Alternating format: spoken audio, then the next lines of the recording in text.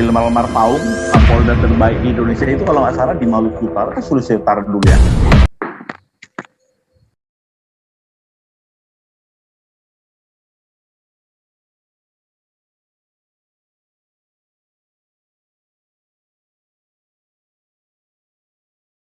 Pol almarhum Wilmar Marpaung.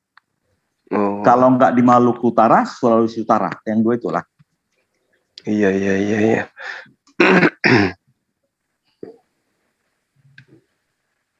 Jadi itulah saya mulainya pertanyaan, apakah ini nilai apa tidak nggak tahu, tapi saya hanya bertanya sih karena saya nonton YouTube-nya. Jadi YouTube Pak Juma itu kan saya ikuti. Oh iya. Saya belajar. Jadi penggemar Pak Juma saya ini. Ya, Alhamdulillah. Itu nggak pernah Gitu, lolos jadi- dari video abang, selalu lihat tiap hari.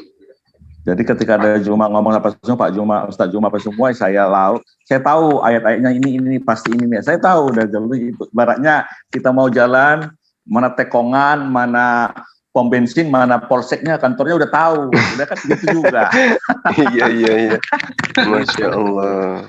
Makanya saya ikuti. Kan tidak banyak orang yang Muslim hafal Alkitab. Tapi tadi pagi ada juga saya tonton YouTube gara-gara seorang ustadz mengutip ayat Alkitab di masjid, jemaat protes. Ada. Saya juga pernah diprotes, Bang. Oh gitu. Iya, karena memang itu cerminan bahwa kami di Islam itu memang tidak ada materi yang mengkaji tentang itu. Tidak ada kajian kristolog memang. Jadi mereka, bahkan waktu saya mimpin syahadat salah satu aparat ya, itu saya diprotes habis-habisan di masjid. Gara-gara saya meminta si mu'alaf ini bersaksi bahwa tidak ada Tuhan selain Allah dan Yesus hanya utusan Allah. Hanya gara-gara saya menyebut nama Yesus di masjid, jemaah marah.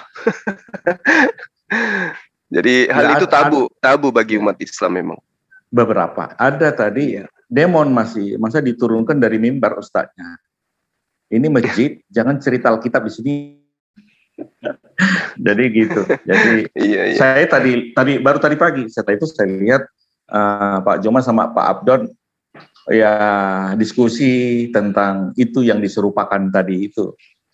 Jadi saya menarik karena ya Pak Abdon saya akui bahwa dia sangat sabar ya. Memang kekatolikan, orang Katolik memang lebih sabar dari Protestan. Protestan itu kan banyak cabangnya. Iya. Jadi Katolik itu disuruh puasa, Rabu Abu apa semua. Karena pastornya pun ya lembut. Pastornya kan semua makan, semua apa semua sudah dibiayai. Jadi nggak perlu ngoyo cari harta. Karena mau mobil, kalau memang itu perlu disiapkan oleh gereja. Mau rumah, jika perlu, itu kebutuhan disiapkan oleh gereja. Mau jalan kemana, kalau itu kebutuhan disiapkan gereja. Kita jadi nggak perlu cari duit, nggak perlu koar-koar atau korupsi atau apa, karena semua sudah disiapkan oleh gereja untuk melayani. Karena mereka kan hidupnya lebat, nggak menikah, nggak memiliki anak, nggak memiliki istri, jadi cukup untuk makan. Sama seperti Paulus bilang, asal ada pakaian cukuplah gitu. Jadi nggak perlu lagi cari harta di dunia, karena semua kebutuhan mereka sudah tercukupi secara organisasi. Gitu. Jadi wajar Pak Abdon yang Katolikan itu agak lumayan sabar, tabah, dan memang itu sudah diajarkan sejak kecil. Iya. Sementara Protestan itu banyak cabang-cabangnya itu. Banyak yang cakar-cakaran, banyak membangun gedung gereja untuk kantong sendiri, jadi gedung sendiri, milik sendiri, itu. Jadi banyak juga seperti gereja karismatik itu, bapak anak gontok-gontokan, saling mengklaim miliknya, bahkan sampai ada ke pengadilan, bagi-bagi harta. Kan itu kan harta jemaat, bukan harta leluhur. Nah, beda kalau perpuluhan dari yang di orang Israel, perpuluhan itu kan milik Yahudi, milik suku Lewi. Suku Lewi tidak memiliki harta warisan. Jadi suku Lewi hanya hidup di dalam pelayanan di Bait Allah. Dari situlah hartanya. Jadi kalau lantas ada pendeta mengklaim itu jadi Lewi rohani, artinya mereka bangun gedung gereja, sekte denominasi, tiba-tiba memiliki harta kekayaan, diklaim jadi miliknya, itu yang salah kaprah. Iya. Baik, Bang. Jadi kita bahas apa ini? Bahas tentang Pak Abdon itu pas Jumat Agung itu ceritanya tentang Isa Al-Masih yang diserupakan itu menurut Al-Quran siapa? Surah apa itu? An-Nisa 4157 ya? Iya, An-Nisa 157. Ada memang 157. Ada 3 pendapat. Ada yang itu dibunuh, mereka menganggap bahwa itu dibunuh, ada bilang diserupakan, ada lagi yang bimbang, ragu, mereka bingung siapa dalam ketidak apanya katanya itu antara iya dan tidak, mereka tidak tahu siapa yang dibunuh itu. Seperti itu kira-kira kalau nggak salah saya membacanya. Iya, jadi kalau di Al-Quran itu, ini kan ceritanya gini Bang, Al-Quran itu adalah sebuah kitab yang diwahyukan kemudian sebagai batu sandungan terhadap kitab-kitab sebelum Al-Quran. Artinya ketika Allah menyeru di dalam Al-Quran bahwa orang-orang terdahulu itu gemar mencampur adukkan firman Allah dengan tulisan-tulisan mereka demi untuk tujuan tertentu, itu diutarakan juga oleh Al-Quran. Wala talbisul haqqa bil batil wa taktumul haqqa wa antum ta'lamun. Kenapa engkau mencampur adukkan yang hak dan yang batil? Padahal perintahnya, janganlah kamu sembunyikan yang hak itu sedang kamu mengetahui. Nah, lalu kemudian ketika Al-Quran selalu menyeru kepada ahli kitab ini adalah orang-orang Yahudi, ya, yang kepada mereka kemudian Allah beri nabi, beri rasul, beri kitab, tetapi sebagian dari mereka itu tidak kemudian mengindahkan instruksi daripada apa yang dibawa oleh nabi tersebut. Contoh misalnya, contoh dekat yang bisa kita lihat antara Islam dan Kristen mengiyakan. Apa itu? Ketika sosok nabi datang, yang Islam sebut Isa, dan kemudian teman Kristen sebut Yesus. Ditolak apa tidak? Ditolak. Diolok-olok apa tidak? Diolok-olok. Wa ma ya'tihim min nabiyyin illa kanu bihi yastahzi'un. Tidaklah kami mengutus nabi kepada mereka, setiap nabi yang datang kepada mereka selalu diolok-olok. Nah, itu yang terjadi kalau kita melihat flashback ke belakang, ya, tentang orang-orang di mana mereka diutus beberapa nabi kepada mereka. Jadi kita tidak, kalau secara logika, kita tidak bisa kemudian menunggu kebenaran dari golongan ini. Karena golongan ini diceritakan gemar kemudian merubah-rubah firman Tuhan. Fakta, Yesus ditolak, Musa ditolak. Semua nabi-nabi yang datang kepada mereka ditolak. Bahkan kalau kita melihat daripada hasil daripada penyelidikan orang-orang yang menjadi penulis Bible, itu menerangkan bahwa mereka ini memang gemar membunuh nabi-nabi. Dalil bertaburan di dalam kitab teman Kristen yang menerangkan itu. Yesus mengatakan kepada mereka, engkau adalah umat yang ular beludak dan seterusnya yang gemar membunuh nabi-nabi. Nah, Musa juga begitu. Di dalam Ulangan dia terangkan, sedangkan aku Musa yang nyata-nyata Tuhan berbicara langsung kepada saya, nyata-nyata saya yang langsung menjadi pembela Anda, yang menyelamatkan Anda dari perbudakan. Bukan hanya sekedar menyelamatkan, memperlihatkan bukti-bukti kebesaran Tuhan, membelah lautan, membuat tongkat menjadi ular, makanan jatuh turun dari langit dan seterusnya. Tapi apa yang terjadi terhadap kaum ini? Tetap aja tegar tengkuk. Jadi kita nggak bisa mengharapkan satu kebenaran murni yang dilahirkan oleh pengajaran mereka. Karena itulah kemudian Al-Quran datang sebagai batu sandungan. Nah, sehingga ketika ada konsep bahwa utusan Tuhan yang suci yang diterangkan dalam Al-Quran, sosok Nabi yang sangat dimuliakan, sosok manusia yang suci, tanpa cacat menurut Al-Quran, mulia dunia akhirat, terpandang di dunia dan di akhirat.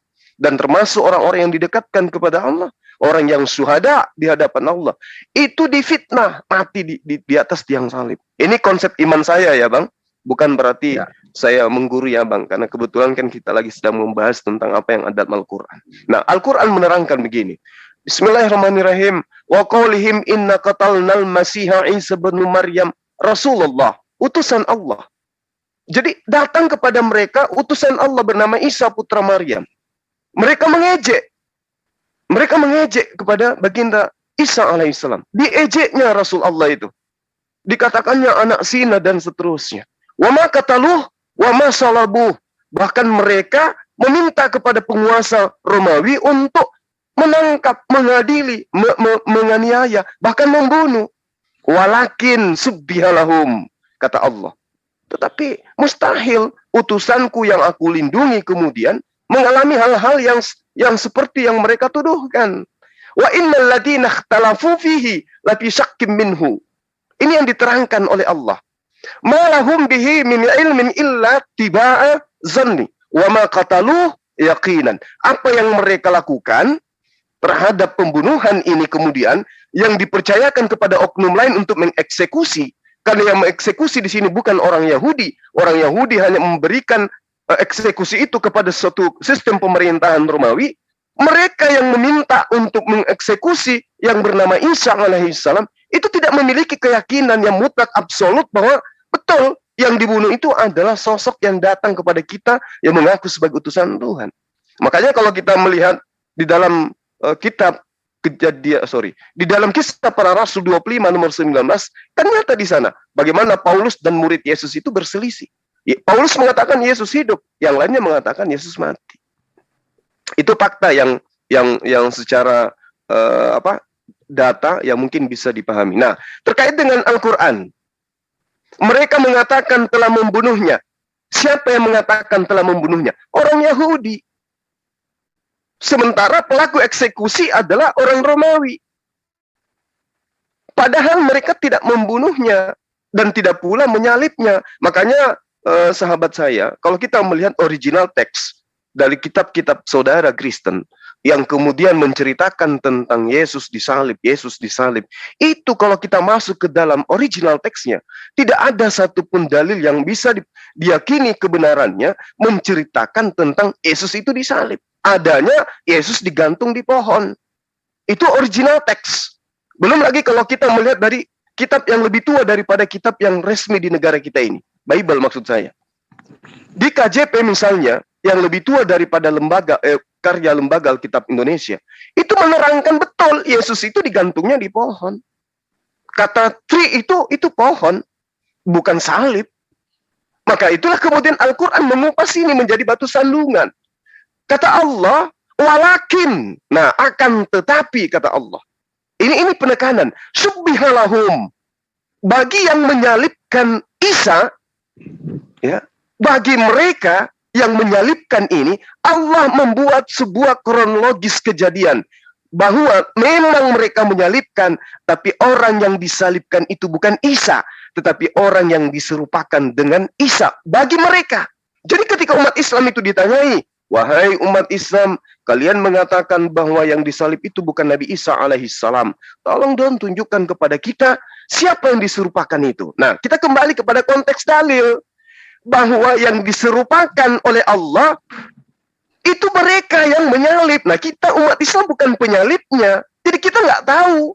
Kalau mau tahu diserupakan dengan siapa dan siapa yang diserupakan bagi Nabi Isa alaihissalam untuk mereka yang menyalibnya, maka logika sederhananya kalau kita berbicara mengenai penyelidikan, maka yang berhak untuk menjawab siapa yang diserupakan dan siapa yang menampak bagi mereka adalah mereka yang menjadi pelaku.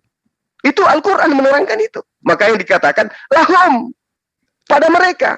Walakin subbihalahum, bukan ditujukan kepada umat Islam, tapi ditujukan kepada mereka yang menyalib. Anda ingin tahu siapa yang diserupakan itu? Tanya kepada pelaku-pelaku yang menyalibkan. Tapi itu kan mustahil. Karena itulah Al-Quran menerangkan bahwa sesungguhnya yang disalib itu adalah orang yang diserupakan dengan Nabi Isa alaihissalam. Al-Quran jelas menerangkan itu, Bang. Walakin subbihalahum wa innal ladzina ikhtalafu fihi lafi syakkim minhu. Itu penekanan Allah. Tetapi diserupakan bagi mereka orang yang dibunuh itu dengan Nabi Isa alaihissalam. Sesungguhnya yang berselisih ya terhadap pendapat itu adalah mereka-mereka ini. Makanya sahabat saya, Bang Andi, itu kita tidak bisa kemudian menemukan adanya sebuah kekuatan yang didukung dengan konsep apapun di mana Kristen dan Yahudi hari ini duduk bersama seia sekata membahas tentang oknum Yesus. Inilah cerminan kebenaran Al-Quran. bahwa orang Yahudi dan Kristen diwakili oleh orang-orang Romawi yang kemudian selaku pelaku eksekusi kematian Yesus, dan Yahudi sebagai pelapor terhadap orang yang bernama Yeshua HaMasiah. Ternyata mereka ini tidak akur menceritakan tentang oknum ini. Al-Quran kemudian hadir mengatakan itu, walakin syubbihalahum wa innal ladzina ikhtalafu fihi la fi shakkim minhu malahum bihi. Jadi yang diceritakan itu kemudian pembunuhan yang mereka lakukan, sedikit pun mereka tidak ada pengetahuan untuk itu, bahwa ini betul Isa. Makanya kita tidak melihat adanya indikasi kuat dari keturunan daripada murid-murid Yesus yang mengaminkan tentang penyaliban terhadap oknum yang suci ini. Oknum yang suci ini kalau betul-betul disalib untuk menebus dosa manusia, jangankan teman-teman Kristen, kami pun umat Islam akan mengaminkan dan mengimani itu. Sekiranya yang disalib itu betul-betul adalah Nabi Isa. Kok bisa kayak begitu? Iya, karena Allah pasti akan menuntun jalan itu kepada siapa? Kepada pengikut-pengikut Nabi Isa alaihissalam, keturunannya secara turun-temurun akan mengaminkan tradisi, budaya, pengkultusan terhadap Nabi Isa alaihissalam atau Yesus yang mati, betul-betul mati disalib demi menebus dosa manusia. Tapi fakta terpapar di hadapan kita. Apakah demikian adanya? Tidak. Kalau kita meneliti, ya, menyorot lebih jauh tentang Yesus yang diimani sahabat Kristen hari ini ke dalam pendalaman materi praktis Yudaism, kita akan kecewa berat karenanya. Kenapa? Karena kita akan disuguhkan tentang Yesus menurut versi mereka. Dan itu secara turun-temurun. Bagaimana Yesus dalam kitab tafsir yang mereka sebut dengan kitab Talmud. Kitab yang paling mahal di atas muka bumi ini. Kitab Talmud. Apa yang mereka ceritakan tentang sosok Yesus? Yang kita hargai, yang Kristen hargai, yang umat Islam muliakan. Apa yang mereka ceritakan dalam kitab tafsir mereka? Na'udzubillah. Mereka sangat-sangat menghina, menghujat, ya, lalu kemudian menistakan sosok yang kita hargai. Kristen menghargai, Islam memuliakan. Itu yang terjadi, ya, sahabat saya. Jadi ketika Al-Quran itu datang, Al-Quran dengan lugas, Al-Quran dengan sederhana menyampaikan tentang sosok ini. Ya, dia tidak kemudian memaksakan kehendak bahwa orang-orang harus mengimani dirinya sebagai utusan kepada Allah dan harus menjadi seorang muslim. Enggak. Dia hanya diterangkan dalam Al-Quran, in huwa illa abdun an'amna alaihi wa ja'alnahu mathalan li bani Israel. Dia contoh yang diberikan oleh Allah kepada Bani Israel. Apa maksudnya contoh? Diberikan kemuliaan kepada Nabi Isa, diberikan mukjizat kepada Nabi Isa alaihissalam, keluar biasaan yang Isa atau Yesus miliki di tengah-tengah Bani Israel, membangkitkan orang mati, kemudian membangkitkan orang mati, kemudian membuat orang buta, orang lumpuh mengalami mukjizat dan seterusnya. Tapi seabrek kemampuan dia di hadapan Tuhan, tidak sekali-kali dia menyombongkan diri untuk menyembah selain daripada yang mengutus dia. Oleh karena itulah kemudian dikatakan, in huwa illa abdun. Dia adalah hamba Allah. Dan ketika dia memiliki mujizat yang sangat luar biasa, tetap saja dia merendahkan diri di hadapan Tuhannya, menyembah kepada Allah. Bagaimana dengan kita ini, yang tidak memiliki mujizat apa-apa? Kok bisa-bisanya kita berpaling menyembah kepada dia? Kita tidak rugi menyembah kepada dia yang mengutus dia. Islam tidak rugi kalau kita menyembah kepada dia, esensi dia, yang mengutus Nabi Isa alaihissalam. Tidak rugi kita tidak menyembah kepada yang mengutus Nabi Isa alaihissalam. Tidak rugi. Dan kalau kita menyembah kepada Yesus Nabi Isa alaihissalam, maka keraguan akan muncul kemudian. Ini perspektif akal sehat. Kalau umat Islam kemudian tidak menyembah kepada Yesus, umat Islam akan tetap melenggang masuk ke jannah, ke surga. Apa halnya? Nabi Isa, Yesus tidak pernah mengajarkan untuk menyembah dirinya, tapi menyembah kepada esensi pencipta langit dan bumi. Kalau dia benar-benar Tuhan, pun tidak masalah dengan Islam. Toh dia tidak pernah mengajarkan manusia untuk menuhankan dirinya. Dia hanya mengajarkan manusia menyembah kepada esensi yang mengutus dirinya. Jadi umat Islam itu bersih dari hal apa yang terjadi terhadap Yesus. Mau dia Tuhan, mau dia tidak Tuhan, Islam tetap melenggang masuk ke jannah. Nah, ini yang jadi pertanyaan adalah orang-orang yang mengaku pengikut, tapi fakta krusialnya kemudian adalah mereka-mereka ini menghambakan diri kepada Yesus. Apakah sudah sesuai dengan konsep yang Yesus jajakan kepada Bani Israel? Yang mereka katakan Injil, berita gembira, kabar baik. Apa kabar baiknya? Menyembah hanya kepada Allah, itulah hidup kekalnya, dan mengakui dia sebagai utusan Allah, itulah hidup kekalnya. Jadi kalau hanya punya konsep Yesus memberi hidup yang kekal, ya, kami umat Islam juga mengakui itu. Yesus memberikan jaminan kepada pengikutnya untuk masuk ke surga. Ya, kami umat Islam juga mengaminkan itu. Dia adalah orang yang suci. Dia memiliki mujizat-mujizat yang kemudian diembeli, memiliki sifat keilahian pada dirinya. Ya, betul. Kami mengaminkan itu.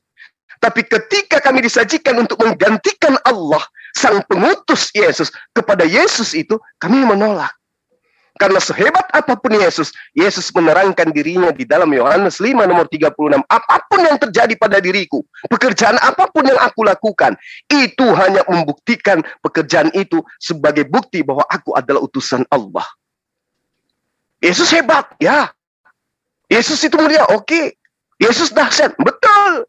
Tapi semua pekerjaan yang membuat dia dahsyat, yang membuat dia mulia, ternyata hanya untuk membuktikan dirinya sebagai utusan Tuhan. Kata siapa? Kata Yesus. Di mana diterangkan? Yohanes 5 nomor 36.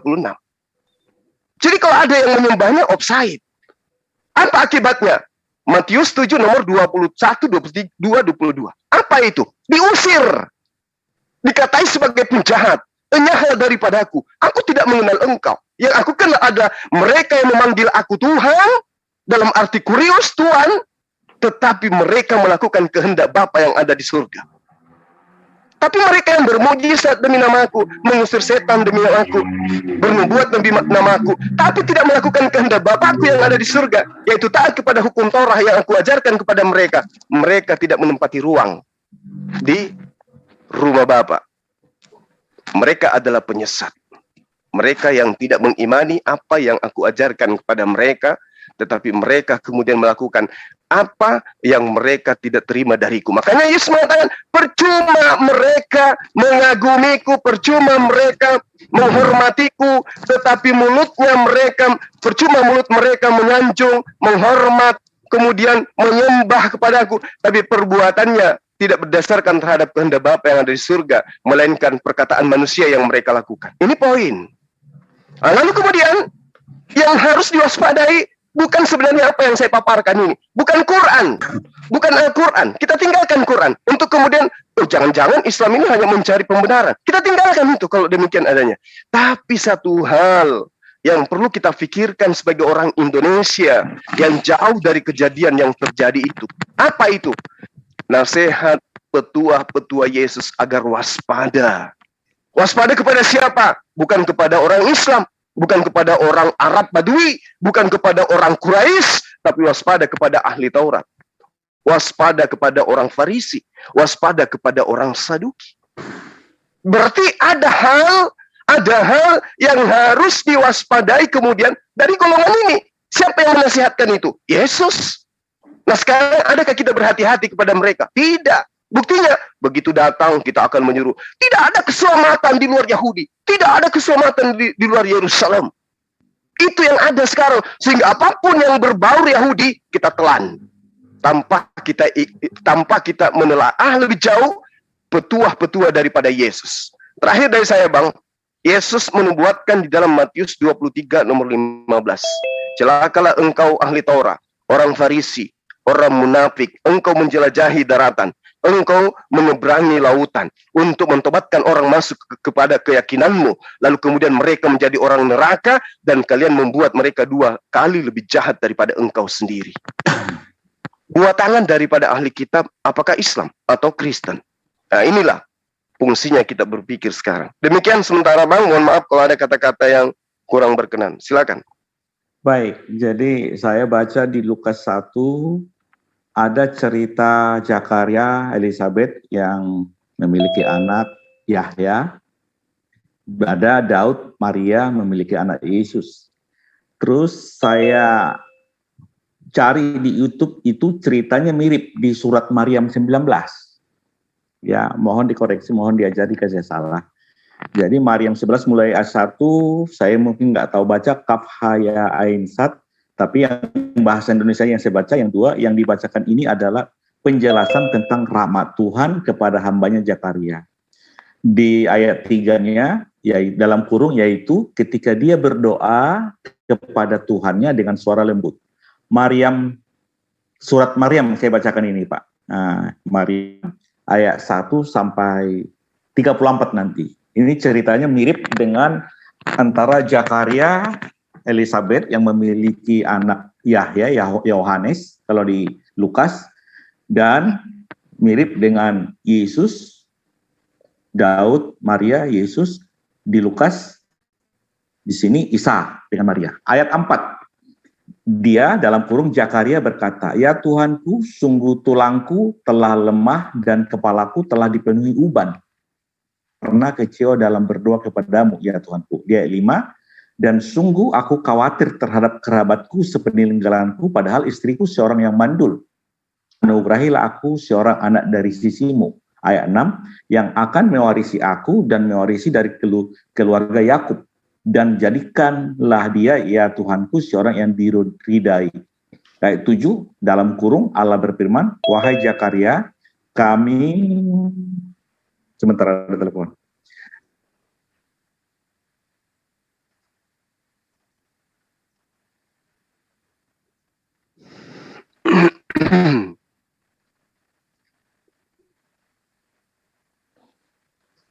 Ayat 7 dalam kurung Allah berfirman, "Wahai Zakaria, kami memberi kabar baik kepadamu dengan seorang anak laki-laki namanya Yahya, yang kami belum pernah memberikan nama seperti itu sebelumnya." Ayat 8, dia dalam kurung Zakaria berkata, "Ya Tuhanku, bagaimana aku akan mempunyai anak padahal istriku seorang yang mandul, dan aku sendiri dalam kurung sesungguhnya sudah mencapai usia yang tua." Ayat 9 dalam kurung Allah berfirman, "Demikianlah Tuhanmu berfirman, hal itu mudah bagiku, sungguh engkau telah aku ciptakan sebelum itu, padahal pada waktu itu engkau belum berwujud sama sekali."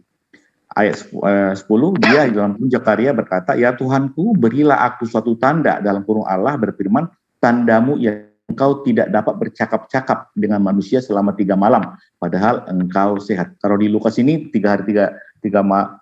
Kalau dia ini selama 3 hari 3 malam tidak bisa bercakap-cakap. Kalau di Lukas sampai Yohanes lahir baru dia bisa bicara, dia bisu. Ayat 11, maka dia keluar dari mihram menuju kaumnya, lalu dia memberi isyarat kepada mereka, "Bertasbihlah kamu pada waktu pagi dan petang." Ayat 12, "Wahai Yahya, ambillah, pelajarilah kitab," dalam kurung Taurat itu, "dengan sungguh-sungguh, dan kami berikan hikmat kepadanya," dalam kurung Yahya, "selagi dia masih kanak-kanak." Ayat 13, "Dan kami jadikan rasa kasih sayang kepada sesama dari kami dan bersih," dalam kurung dari dosa, "dan dia pun seorang yang bertakwa." Ayat 18, "Dan sangat berbakti kepada kedua orang tuanya, dan dia bukan orang yang sombong, bukan pula orang yang durhaka." Ayat 15, "Dan kesejahteraannya bagi dirinya pada hari lahirnya, pada hari wafatnya, dan pada hari dia dibangkitkan." Ini masih ceritanya Yahya ya. Ayat 16, dia menceritakan, "Dan ceritakanlah," dalam kurung Muhammad, "kisah Maryam di dalam kitab Al-Quran, yaitu ketika dia mengasingkan diri dari keluarganya ke suatu tempat di sebelah timur Baitul Maqdis." Di sini yang saya mau sampaikan, cerita di Lukas setelah cerita Zakaria, Elizabeth lahir Yohanes, di sini Zakaria sama istrinya lahirlah Yahya. Langsung cerita kalau di Lukas Maria, Yusuf dan Yesus, di sini langsung cerita Yesus lagi. Di ayat 16, "Ceritakanlah," dalam kurung Muhammad, "kisah Maryam di dalam kitab," dalam kurung Al-Quran, yaitu ketika dia mengasingkan diri dari keluarganya ke suatu tempat di sebelah timur, dalam kurung Baitul Maqdis. Ayat 17, "Lalu dia memasang tabir yang melindunginya dari mereka, lalu kami mengutus ruh kami," atau dalam kurung Jibril, "kepadanya, maka dia menampakkan diri di hadapannya dalam bentuk manusia yang sempurna." Ayat 18, dia dalam kurung Maryam berkata, "Sungguh aku berlindung kepada Tuhan yang Maha Pengasih terhadapmu jika engkau orang bertakwa." Ayat 19, dia dalam kurung Jibril berkata, "Sesungguhnya aku hanya utusan Tuhanmu untuk menyampaikan anugerah kepadamu seorang anak laki-laki yang suci." Di ayat 19 ini Pak Juma, Jibril yang berkata bahwa sesungguhnya Jibril hanyalah utusan Tuhanmu untuk menyampaikan anugerah kepadamu seorang laki-laki yang suci. Nah, ini kita garis bawahi bahwa Maryam 19 ayat 19, Jibril itu yang berkata bahwa dia utusan. Ayat 20, dia Maryam berkata, bagaimana mungkin aku mempunyai anak laki-laki? Padahal tidak pernah ada orang dalam kurung laki-laki yang menyentuhku, dan aku bukan seorang pezina. Ayat 21, dia dalam kurung Jibril berkata, demikianlah Tuhanmu berfirman, hal itu mudah bagiku, dan agar kami menjelaskan suatu.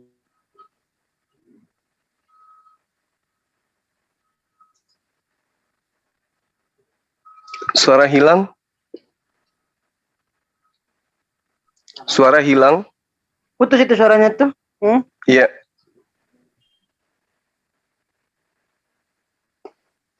Pak dokter, suaranya hilang, Pak.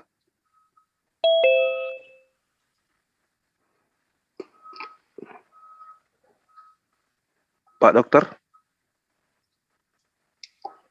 Jaringannya kali ya?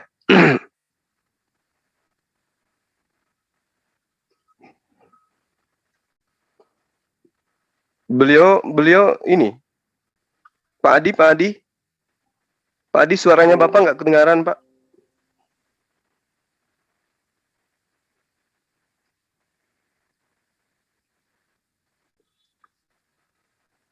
Pak Adi. Udah keluar ya? Tes. Assalamualaikum Bang Zuma. Iya, waalaikumsalam. Assalamualaikum Bang Zuma. Sepertinya terputus Bang Zuma, ini Pak dokternya Bang Zuma. Iya. Beliau belum masuk lagi ya? Belum Bang Zuma. Kepental itu. Mungkin bisa ditanggapi dulu Bang Zuma yang tadi dihujahkan Pak dokter Bang Zuma. Yang terkait dengan apa tadi? Tentang kelahirannya. Iya betul. Iya. Nah ini Pak Adinya udah masuk lagi nih Pak dokter Adinya nih. Oke, biar dilanjut aja dulu deh. Oke siap. Sorry. Ya silakan Pak Adi, dilanjut lagi Pak Adi. Aduh, sinyalnya nggak bagus, jadi orang nanti jadi marah sama saya. Enggak Pak. Itu. Silakan jadi Pak Adi. saya tadi kan mau belajar dari Maryam 19 itu. Saya ulang ya, mudah-mudahan sinyal bagus ya. Ya silakan Pak Adi. Karena daerah saya ini daerah perbatasan, kadang sinyal bagus, kadang kalau mati lampu, matilah sinyalnya. Saya baca lagi, Maryam 19 ayat 22 tadi sudah sampai di mana sebentar. Sinyalnya yang lelet kadang-kadang. Nggak nyaman jadinya cerita. Tapi kalau malam memang tengah malam bisa, tapi kemalaman nanti terganggu tidurnya jadinya. Maryam 9 ayat 24. Maka dia Jibril berseru kepadanya dari tempat yang rendah, janganlah engkau bersedih hati, sesungguhnya Tuhanmu telah menjadikan anak sungai di bawahmu. Ayat 25, dan goyanglah pangkal pohon kurma itu ke arahmu, niscaya pohon itu akan gugur buah kurma yang masak kepadamu. Ayat 26, maka makan, minum, dan bersenang hatilah engkau jika engkau melihat seseorang, maka katakanlah, sesungguhnya aku telah bernazar berpuasa untuk Tuhan yang Maha Pengasih, maka aku tidak akan berbicara dengan siapapun pada hari ini. Ayat 27, kemudian dia dalam kurung Maryam membawa dia dalam kurung bayi itu kepada kaumnya dengan menggendongnya. Mereka dalam kurung kaumnya berkata, wahai Maryam, sungguh engkau telah membawa sesuatu yang mungkar. Ayat 28, wahai saudara perempuan Harun dalam kurung Maryam, ayahmu bukan seorang yang buruk perangai dan ibumu bukan seorang perempuan zina. Ayat 29, maka dia, Maryam, menunjuk kepada anaknya. Mereka berkata, bagaimana kami berbicara dengan anak kecil yang masih dalam ayunan? Ayat 30, dia, Isa berkata, sesungguhnya aku hamba Allah, dia memberiku kitab dalam kurung Injil, dia menjadikan aku seorang nabi. Ayat 31, dan dia menjadikan aku seorang yang diberkahi di mana saja aku berada, dan dia memerintahkan kepadaku melaksanakan salat dan menunaikan selama aku hidup. Ayat selama aku hidup. Ayat 32, dan berbakti kepada ibuku dan tidak menjadikan aku seorang yang sombong lagi celaka. Ayat 33, dan sejahtera semoga dilimpahkan kepadaku pada hari kelahiranku, pada hari wafatku, dan pada hari aku dibangkitkan hidup kembali. Ayat 34, itulah Isa putra Maryam yang mengatakan perkataan yang benar yang mereka ragukan kebenarannya. Yang mau saya sampaikan Pak Juma dan semua anggota grup bahwa ada perkataan ayat 31 surat Maryam ayat 31, dia menjadikan aku seorang diberkahi di mana saja aku berada dan dia memerintahkan kepadaku untuk melaksanakan salat dan menunaikan zakat selama aku hidup. Saya garis bawahi bahwa Isa itu hidup dan dia pernah hidup. Terus di ayat 33, dan sejahtera semoga dilimpahkan kepadaku, ini kata Isa masih, pada hari kelahiranku, pada hari wafatku, dan pada hari aku dibangkitkan hidup kembali. Ayat 34, itulah Isa putra Maryam yang mengatakan perkataan yang benar yang mereka ragukan kebenarannya. Jadi poin saya di ayat 33, Isa putra Maryam berkata, pada hari lahirku, pada hari wafatku, dan pada hari aku dibangkitkan hidup. Dan kembali ke diskusi kita tentang pertanyaan Pak Abdon yang di YouTube yang tadi pagi di surat An-Nisa 415, saya bacakan, dan kami dalam kurung kami hukum juga karena ucapan mereka sesungguhnya kami telah membunuh Al-Masih Isa putra Maryam, Rasul Allah, titik. Padahal mereka tidak membunuhnya dan tidak pula menyalibkannya. Tetapi yang mereka bunuh adalah orang yang diserupakan dengan Isa. Itu kedua. Ketiga, sesungguhnya mereka yang berselisih pendapat tentang pembunuhan Isa selalu dalam keraguan-raguan tentang yang dibunuh itu. Mereka benar-benar tidak tahu siapa sebenarnya yang mengikuti persangkaan belaka. Jadi mereka tidak yakin yakin telah membunuhnya. Di surat ini pemahaman saya, dikoreksi kalau salah, pemahaman saya An-Nisa 457 itu ada 3 pendapat. Ada yang berpendapat bahwa Isa itu dibunuh, ada juga yang berpendapat bahwa yang dibunuh itu adalah yang diserupakan, ada juga pendapat ya mereka benar-benar tidak tahu siapa sebenarnya yang dibunuh itu, melainkan mengikuti persangkaan belaka. Jadi mereka tidak yakin telah membunuhnya. Jadi ada 3 pendapat di sini menurut saya, pemahaman saya. Koreksi kalau salah nanti. Pertama, memang Isa dibunuh. Yang kedua, Isa memang yang dibunuh itu bukan Isa tapi yang diserupakan. Yang ketiga, memang mereka tidak tahu. Mereka ragu-ragu. Yang mau saya pertanyakan kepada kita semua, terutama Pak Juma, sementara di surat Maryam 19 ayat 33, hari lahirku, hari wafatku, dan aku dibangkitkan hidup kembali. Artinya kalau di Maryam itu dia wafat. Sementara di sini kalau nggak wafat berarti langsung diangkat ke surga. Kemarin saya ada diskusi juga di grup bahwa semua nabi katanya nggak wafat, langsung terangkat ke surga. Jadi saya bilang, saya rasa Musa mati, Abraham mati. Kalau semua nabi katanya nggak mati, terangkat ke surga, saya bilang itu pemahaman Bapak tetap saya hargai, saya hormati. Tetapi pemahaman saya yang tertulis di Alkitab, Musa itu mati, Abraham itu mati. Tapi beliau bilang semua nabi itu tidak ada yang mati, langsung terangkat. Jadi karena itu debat, saya pun tidak memaksakan kehendak saya, keyakinan saya, karena itu katanya keyakinan dia, ya saya hargai. Sama seperti ini Pak Juma. Jadi 2 ini menurut saya berbeda. Yang di Maryam 17 itu ada lahir, ada wafat, ada hidup kembali. Setelah wafat kan hidup kembali. Sementara di An-Nisa itu yang memang yang An-Nisa itu ada 3 pendapat. Ada yang bilang mati, ada yang bilang diserupakan, ada yang bilang ragu-ragu. Silakan Pak Juma. Baik. Terima kasih Bang Adi terkait dengan apa yang saudara ceritakan. Ya. Jadi Al-Quran memang menerangkan di dalam surah Maryam ayat 33 terkait dengan apa yang kemudian terjadi pada diri Nabi Isa alaihissalam. Jadi ini bercerita masa yang akan datang ketika Nabi Isa kemudian menceritakan tentang apa yang ada di dalam surah Maryam ini. Wassalamu alayya yawma wulidtu wa yawma amutu wa yawma ab'atsu hayya. Jadi Nabi Isa alaihissalam kemudian meminta kepada Allah kiranya dilimpahkan kepadanya ya, keberkatan, kesejahteraan pada hari dia dilahirkan, oke, pada saat dia diwafatkan, oke, dan pada saat hari beliau dibangkitkan. Jadi ini tidak sedang berbicara mengenai penyaliban. Ini sedang berbicara dengan proses stasiun-stasiun yang harus dilalui di dalam hidupnya. Sama seperti ketika kita mengatakan apa yang kemudian ada di dalam ayat selanjutnya. Bagaimana kemudian, ayat sebelumnya maksud saya. Bagaimana kemudian dia diperintahkan untuk melaksanakan sholat dan juga membayar zakat. Apakah sudah terjadi pada masa itu? Tidak. Karena dia berbicara pada masa bayi. Dan ini diceritakan masa yang akan datang. Artinya, dia diwasiatkan oleh Allah. Wa ja'alani mubarakan aina ma kuntu. Jadi, dia ini adalah orang yang diberkati di mana saja dia berada. Lalu Allah mengatakan, wa ausani. Nah, itu.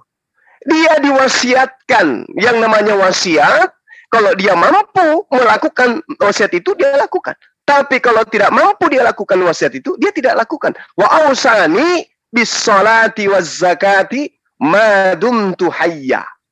Artinya dia diwasiatkan. Sama seperti misalnya gini. Abang minta kepada saya, Bang Suma, habis lebaran, kalau kamu ke Manado, tolong bawakan saya jalan kotek misalnya, ya, salah satu makanan tradisional orang Makassar. Kalau kamu ke Manado, tolong saya titip jalan kotek ya. Baik bang, aku bilang gitu.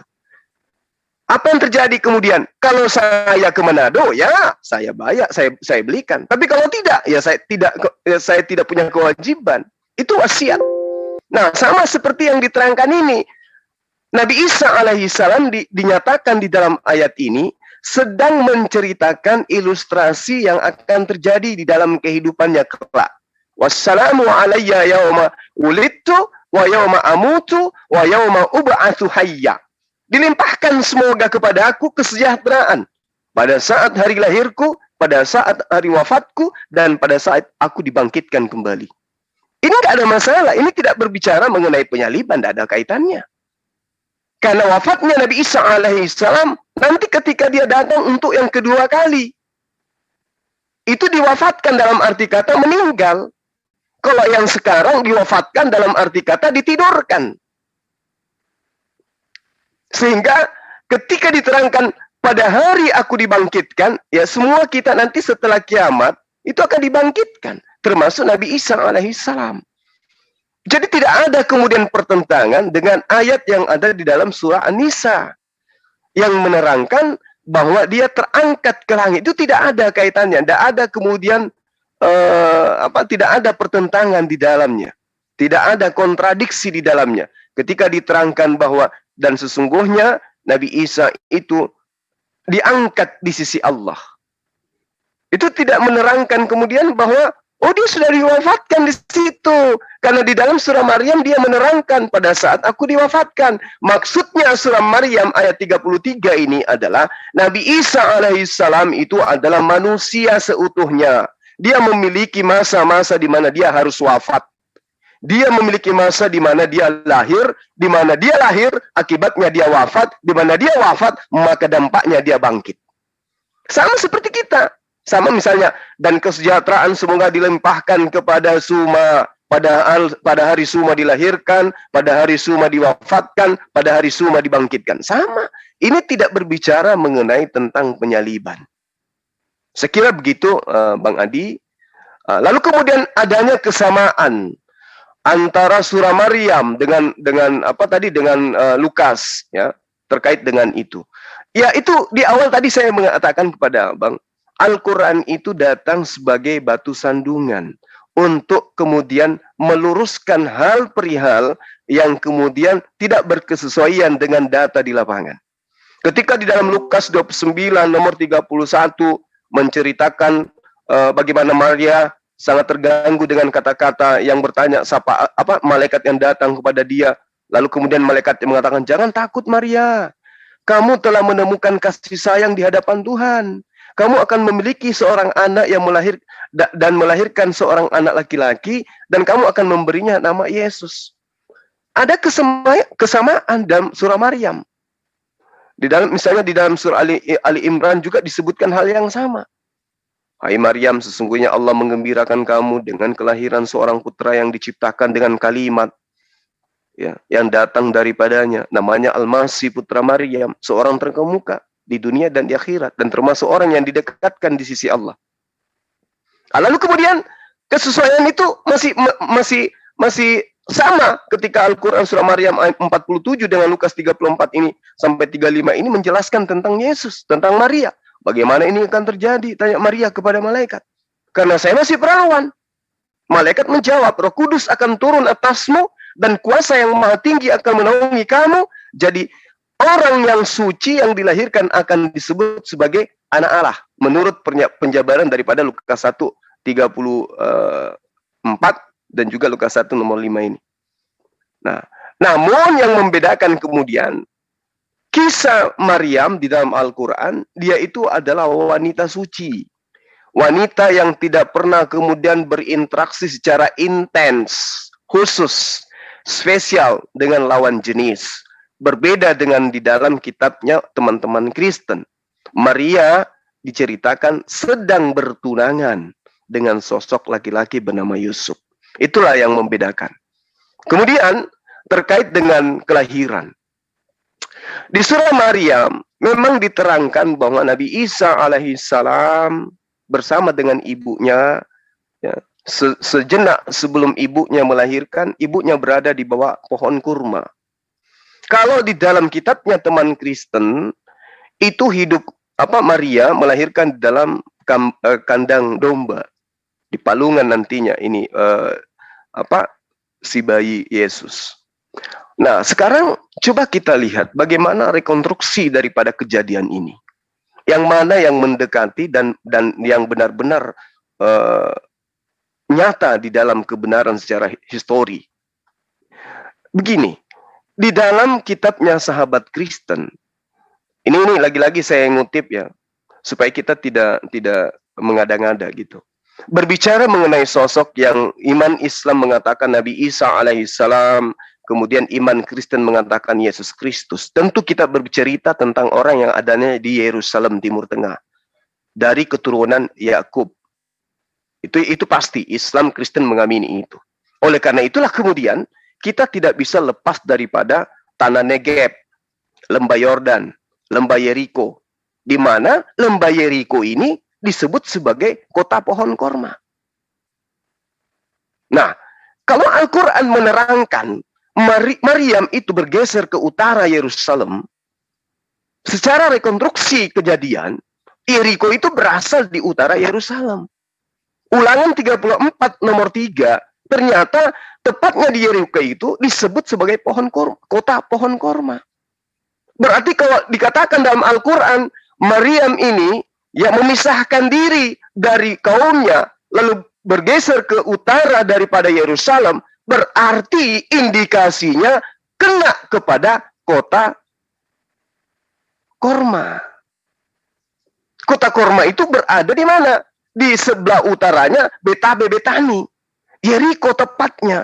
Yerusalem itu adalah tempat kemudian Maria bergeser ke utara sampai kepada di Jericho. Jericho ini kemudian Maria melahirkan, dan ini di dalam kitab Ulangan 34 disebut sebagai kota korma. Jadi ketika Al-Quran menerangkan Nabi Isa alaihissalam, ibunya sesaat mau melahirkan berada di bawah pohon korma, itu berkesesuaian, tidak bertolak belakang. Yang jadi masalah kemudian ketika diceritakan lahir 25 Desember pada musim hujan, tapi gembalanya ada di luar, sedang mengembalakan di malam hari, dan kambing domba-dombanya dalam keadaan hidup. Ini yang tidak masuk logika. Sementara kejadian yang ada sampai hari ini, kalau dia musim salju, mustahil domba-domba itu berkeliaran malam hari, gembalanya ada di luar. Jadi cerita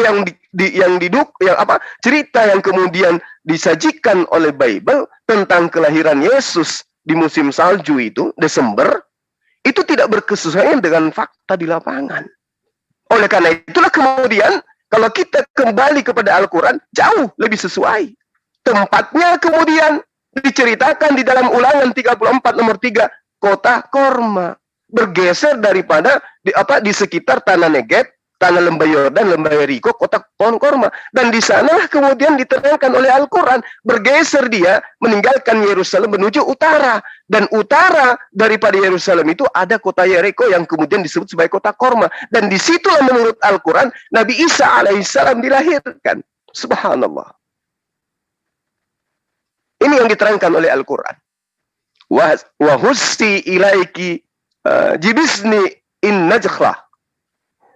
In nakhlah tusakitu alaiki rutaba janiyah. Jadi ada kemudian pohon korma yang kemudian berguguran buahnya, dan kurma itu masak yang kemudian diberikan kepada Maryam. Subhanallah. Dia bergeser ke utara, ternyata di utara itu ada kota, kotanya namanya kota Yeriko, dan kota Yeriko itu adalah kota pohon korma. Jadi kebenaran Al-Quran itu tidak bisa diragukan. Semakin kemudian kita ulas, semakin nampak cemerlang kebenaran itu. Silakan Bang. Bang Adi.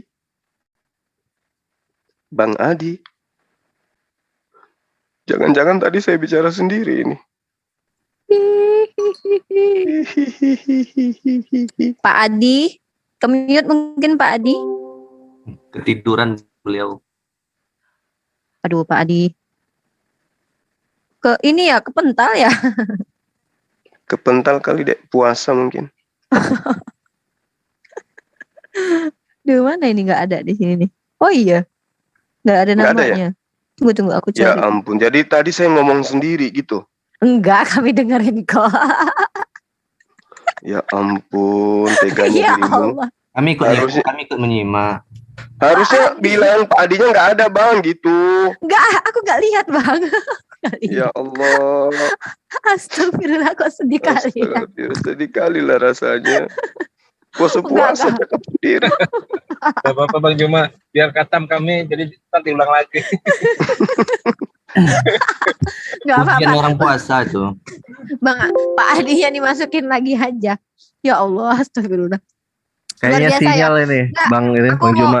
Nanggapin Bang Zuma, tapi gini ya, kalau kita lihat itu secara sejarah kan, kota Yeriko itu kan kota kurma. Sementara kalau teman-teman kita Kristen ini kan menyimpulkan Yesus itu lahir di kandang domba hanya karena kata palungan kan. Nah, palungan ini apa mesti benar-benar domba? Kan jangan-jangan kandang apa kek, kandang keledai kek, kandang apa kan bisa gitu. Kenapa harus domba gitu, Bang?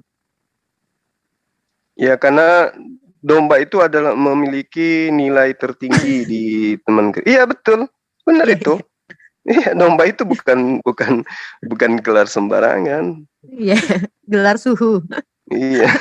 Bang Juma nambahkan sedikit ya Bang Juma ya. Silakan Adinda, Ngorek, Guruku silakan. Permasalahannya gini sebenarnya, Kristen Indonesia itu menyangka kandang domba di Israel itu modelnya kayak di Indonesia panggung. Jadi kalau ada kandang domba nggak mungkin ada pohon kurma gitu loh. Paradigma mereka masih seperti itu. Padahal kandang domba di Israel itu mirip dengan kandang sapi di Indonesia. Jadi bentuknya cuma dipagerin doang Bang Juma, gitu loh. Oh jadi nggak berbentuk rumah gitu? Nggak berbentuk rumah ya. 2 tahun 8 bulan saya hidup di Yerusalem saya. 2 tahun 8 bulan.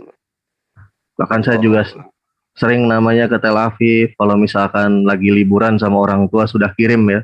Karena kalau orang tua belum kirim nggak punya buat beli bis, buat beli tiket bis ke sana. Kita belum kerja, masih studi, ya kan. Nah itu di dekat Yerusalem itu ada daerah yang namanya Ramlah. Nah, Ramlah itu perbatasan ya antara Yerusalem mau ke daerah yang kita kenal namanya dulunya Getsemani atau Tiberias di sana. Nah, di sana itu banyak peternakan domba. Domba Israel bulunya lebat kayak domba Australia, Bang. Dia itu. Nah, di sana kandang embeknya nggak akan pernah. Nah, Dinda di sana kalau Desember itu musim dingin memang. Memang tidak selalu ya, Bang ya. Saya katakan tidak selalu. Saya objektif aja. Ada di mana dia itu musim dingin, ada juga di mana dia itu musim hujan, gitu loh. Nggak selalu musim salju, nggak selalu. Nah, ini ada keterkaitannya sama tanggal 25 Desember, Bang. Nah, tanggal 25 Desember itu kan digadang-gadang sebagai hari lahirnya Yesus, gitu kan. Bukan hari mualaf sedunia, bukan? Oh, harusnya seperti itu, Bang, dari dulu, Bang. Harusnya. Iya. Cuma Oke, gini lanjut. kalau kita mau bicara apa namanya hari lahirnya Yesus, tanggal 25 Desember, kan ketika fenomena Yesus itu dilahirkan, itu ada gembala-gembala domba ya di padang Yudea ya, Bang. Memang padang Yudea itu sebuah padang yang subur, Bang, gitu loh. Makanya banyak gembala di sana. Cuma yang jadi masalah, kok gembala domba ada malam hari menjaga ternak mereka, mengembalakan ternak mereka di malam hari pada tanggal 25 Desember. Nah, tanggal 25 Desember atau tanggal ke-12 pada kalender Masehi ya, kalender Masehi, itu kalau kita compare ke dalam kalender Ibrani, karena orang Israel nggak mungkin pakai kalender Masehi, Bang. Kalendernya kalender Ibrani mereka pakainya. Nah, iya. pada kalender Ibrani itu ada yang namanya bulan ke-9. Nah, bulan ke-9 atau bulan Kislev namanya. Nah, di dalam bulan Kislev ini kalau kita compare ke dalam kalender Masehi itu setara bulan Desember, Bang. Dan pada bulan ke-9 itu Israel umumnya musim hujan. Ketika musim hujan, nggak mungkin namanya ada gembala domba mengembalakan dombanya di padang, Bang. Masuk angin nanti, Bang. Iya. Gak ada yang jual tolak angin di sana, Bang, masalahnya. Itu. Iya. Jadi kan sangat mustahil ya. Oh, kalau misalkan ada yang ngomong, mungkin Reski ini ngada-ngada aja berlindung di balik di balik iklim geografis, misalkan kayak gitu ya. Sebenarnya kejadian terkait hujan di bulan ke-9 ya, yang setara dalam kalau kalender Masehi itu presisi dengan bulan ke-12 atau bulan Desember. Itu ada, Bang, di dalam tanah ya, diceritakan fenomena di bulan ke-9 hujan. Nah, sebentar, saya lupa di raja-raja berapa itu ya. Bulan 9. Itu hujan, Bang, dan itu terdokumentasikan di dalam tanah. Oh ya, ada di Ezra. Ezra pasal 10 ayat ke-9. Abang tuh. Nah, di sana dikatakan, lalu berhimpunlah semua orang laki-laki Yehuda dan Benyamin di Yerusalem dalam 3 hari itu, yakni dalam bulan ke-9 pada tanggal 20 bulan itu, seluruh rakyat duduk di halaman rumah Allah sambil menggigil karena perkara itu dan karena hujan lebat. Bulan ke-9, Bang. Dan bulan ke-9 itu adalah bulan kalau dalam kalender Masehi bulan ke-12 atau Desember. Nah, mungkin saya izin share screen ya ke Bang Juma ya. Nih saya tunjukkan kalender Ibrani. Baik. Makanya saya agak bingung, Bang Juma, kalau misalkan Yesus lahir di bulan Desember tanggal ke-25, kok iso ada fenomena banyak gembala domba di padang Yudea, ada gembala domba itu. Ini nggak ngotak ini gembala dombanya. Iya. Nah, menurut Pak, sambil saya menyiapkan data, mungkin saya minta komentar dulu dari Bang Juma, silakan. Kalau selama ini kan memang kita selalu berdialog dengan teman-teman Kristen bahwa kondisi yang ada di tempat kejadian itu setiap bulan Desembernya kayak mana, sehingga ketika mereka balik nanya, menurut Al-Quran dia bulan berapa lahirnya, aku bilang nggak diterangkan bulan berapanya, tapi yang pasti dia dilahirkan pada musim korma.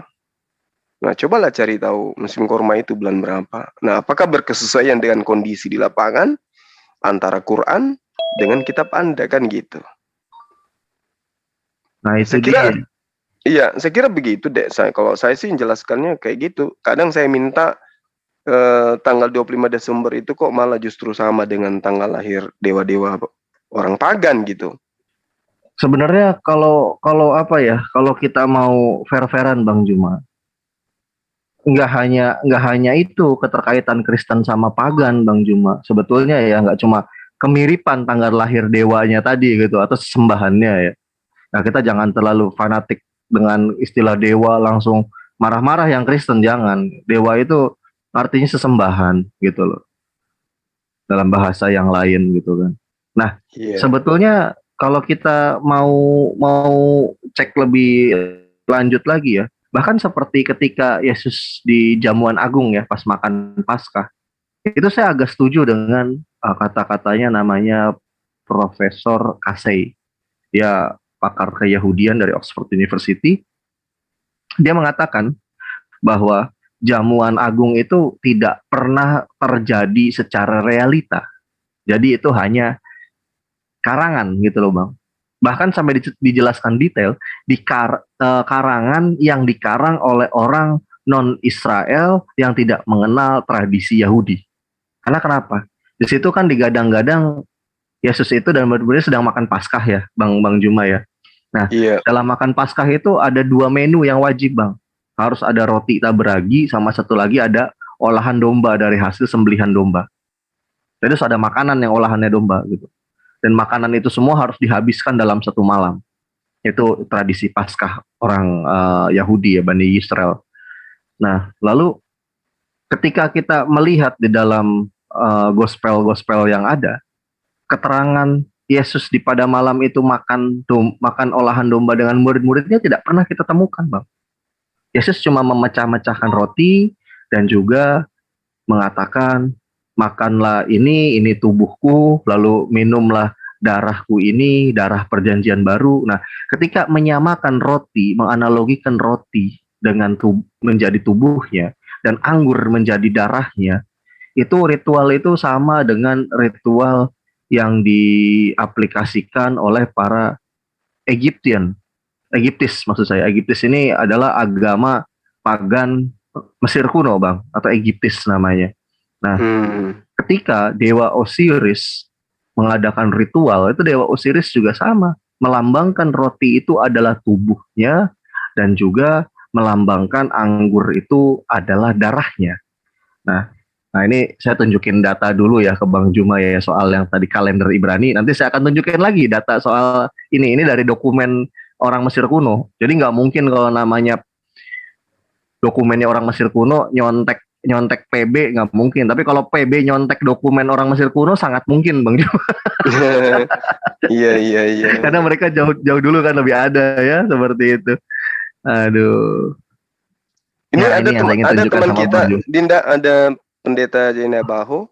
Mungkin mau tanggapi apa yang antum barusan sampaikan. Boleh. Nah ini sebelum ke Pak Inai Baho, saya nunjukin dulu kalender yang tadi ya Bang ya. Iya. Ya di kalender bulan ke-9 itu kan antara Desember dan November-Desember kan. Yang saya tunjukin ini kalender Ibrani ini. Bulan ke-9 namanya bulan Kislev. Nah pada bulan ini hujan di Israel. Kalau nggak hujan musim dingin. Jadi nggak mungkin ada gembala domba. Gitu loh. Kasihan kalau gembala domba mengembalakan domba di bulan ini Bang. Dia harus sedia tolak angin berpak-pak untuk dombanya. Serius sama paracetamol Bang. Iya.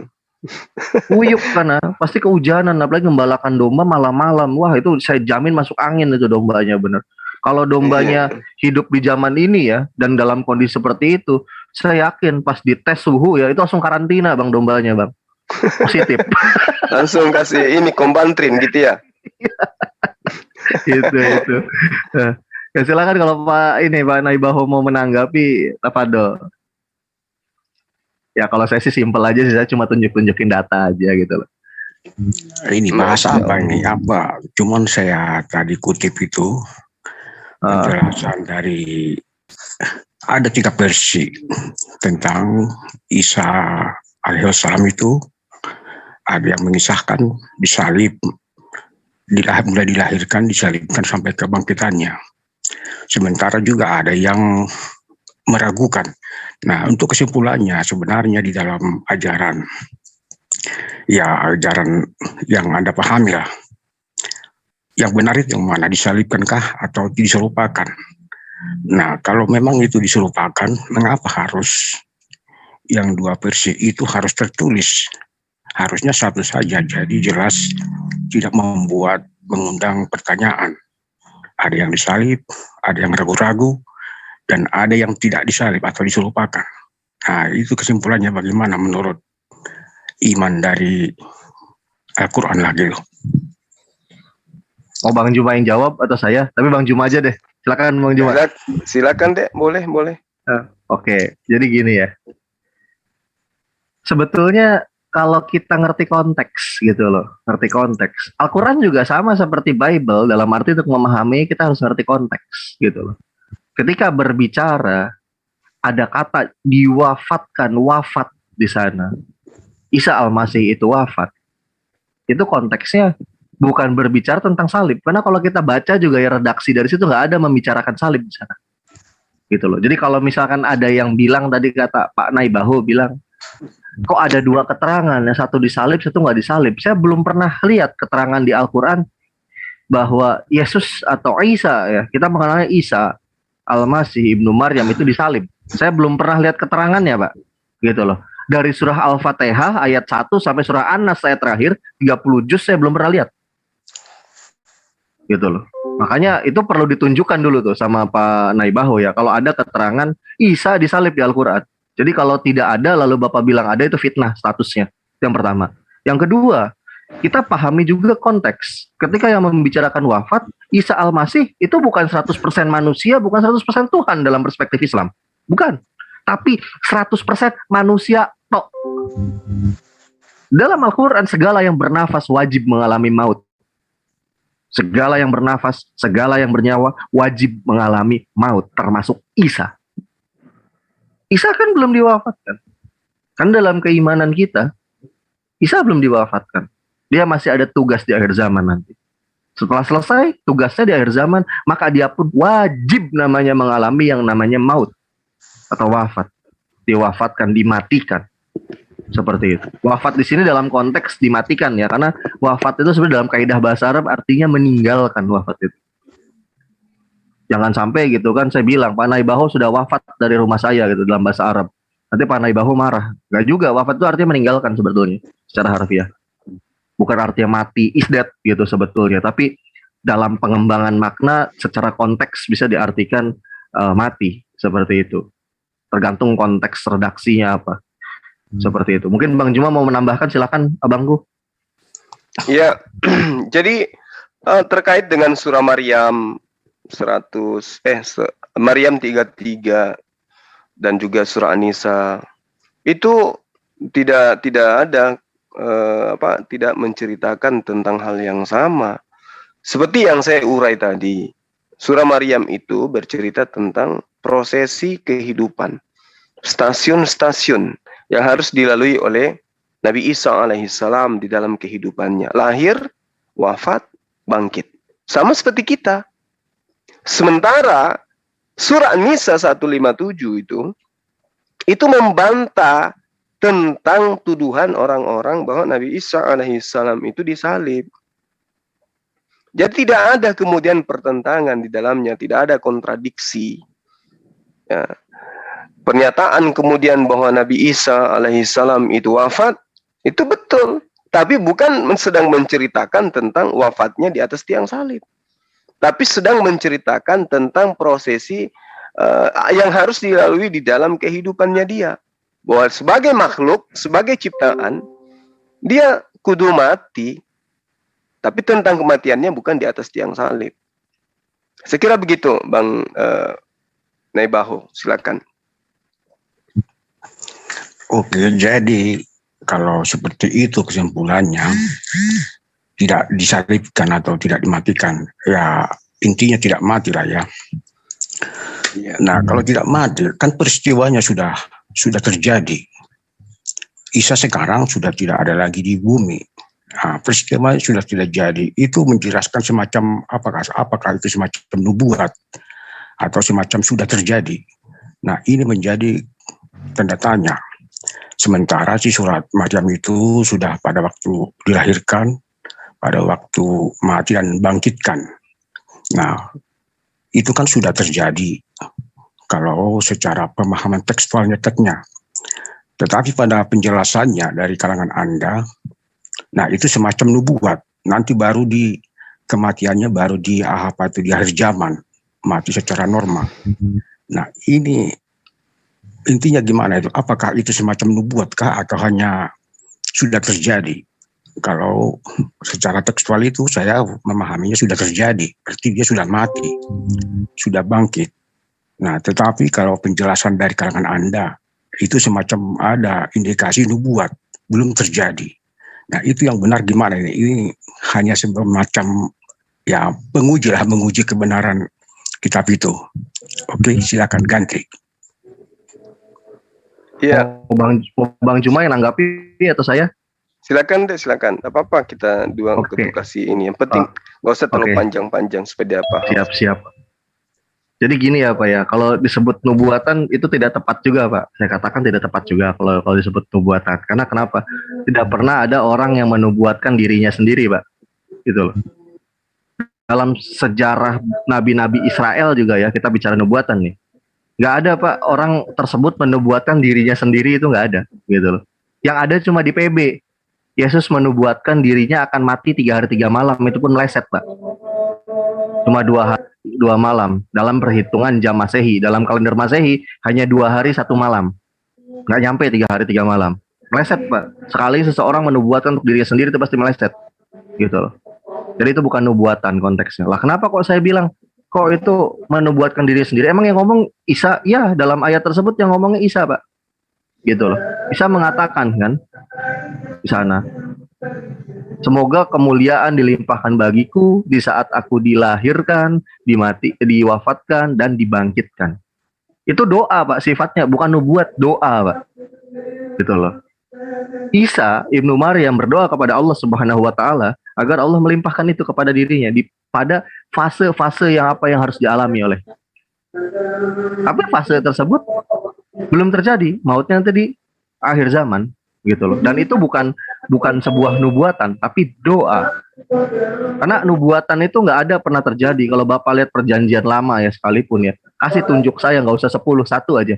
Ada nggak nabi tersebut menubuatkan dirinya sendiri? Nggak akan ada Pak, gitu loh. Yang ada itu cuma Yesus di dalam PB menubuatkan dirinya sendiri, dan itu pun meleset. Jadi itu bukan nubuatan, itu sebuah doa, harapan. Nah, kenapa setiap manusia seperti yang saya jelaskan tadi sebelumnya dengan Bang Zuma, bahwa setiap manusia, segala yang bernafas, segala yang memiliki nyawa, itu semuanya harus mengalami maut. Silakan Bang Juma, dilengkapi Bang Juma. Iya, baik. Jadi betul sebagaimana yang diterangkan oleh Morereski Pak Nebaho, bahwa di situ Yesus atau Nabi Isa alaihissalam lagi menghibah kepada Tuhan, lagi berdoa, memohon kepada Allah agar dia diberi kesejahteraan pada saat dia dilahirkan, pada saat dia diwafatkan, dan pada saat dia dibangkitkan kembali. Ini noise di mana ya, Dek?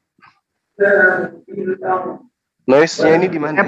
Di mute dulu, sorry Maulana bin Zakaria. Saya bukan co-host lagi. Bang, ada yang co-host di sini, Bang. Di mute dulu, noise Waduh, ini co-hostnya pada kemana nih? Saya nggak punya co-host. Iya Bang, lalu Bang. Siapa nih co-hostnya? Bang Handi. Bang Handi, waduh Bang Handinya di ini lagi di apa namanya, disconnect audio lagi. Pejuang Tauhid juga, aduh disconnect ya. Admin CC siapa nih? Iya. Sueb, kamu monitor nggak itu tolong di mute dulu Sueb.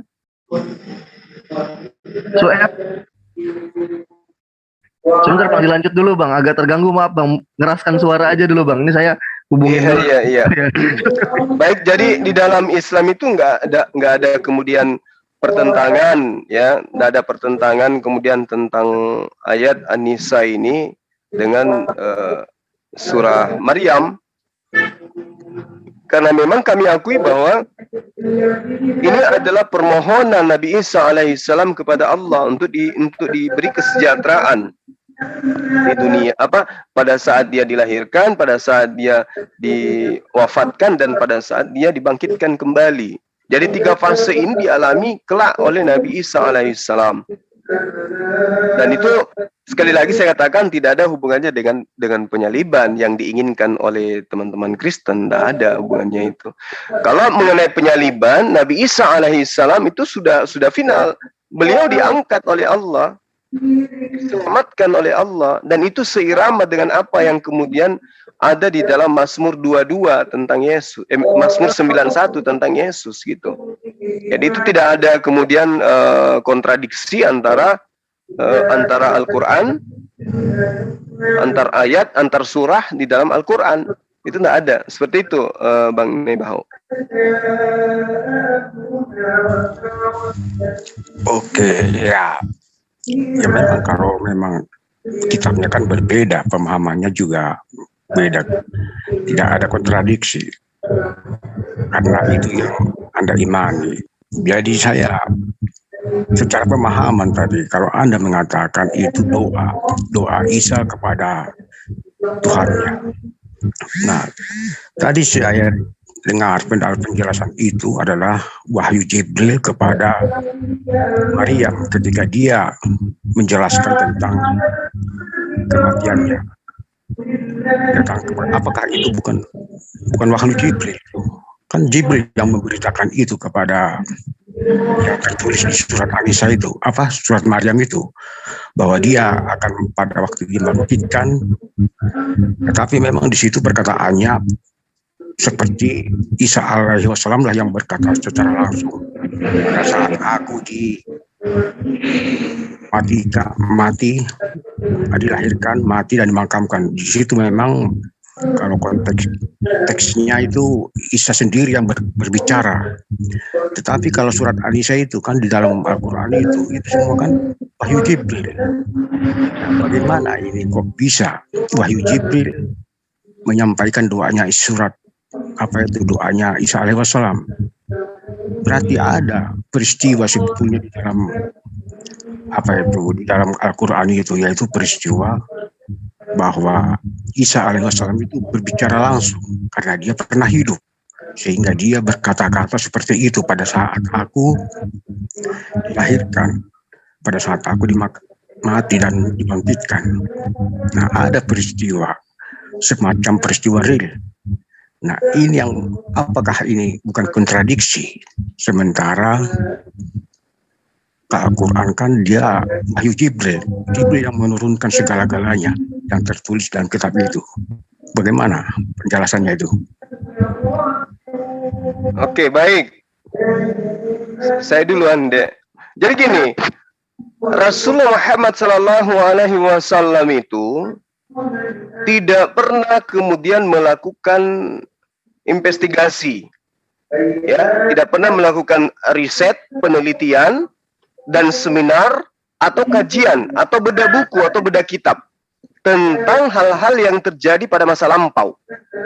Tapi kemudian dia memberitakan melalui Al-Quran bahwa sosok yang datang kepada Bani Israel itu bernama Nabi Isa alaihissalam, itu adalah seorang nabi yang kronologinya kemudian dinyatakan mau disalibkan, tetapi mereka tidak berhasil menyalibkan.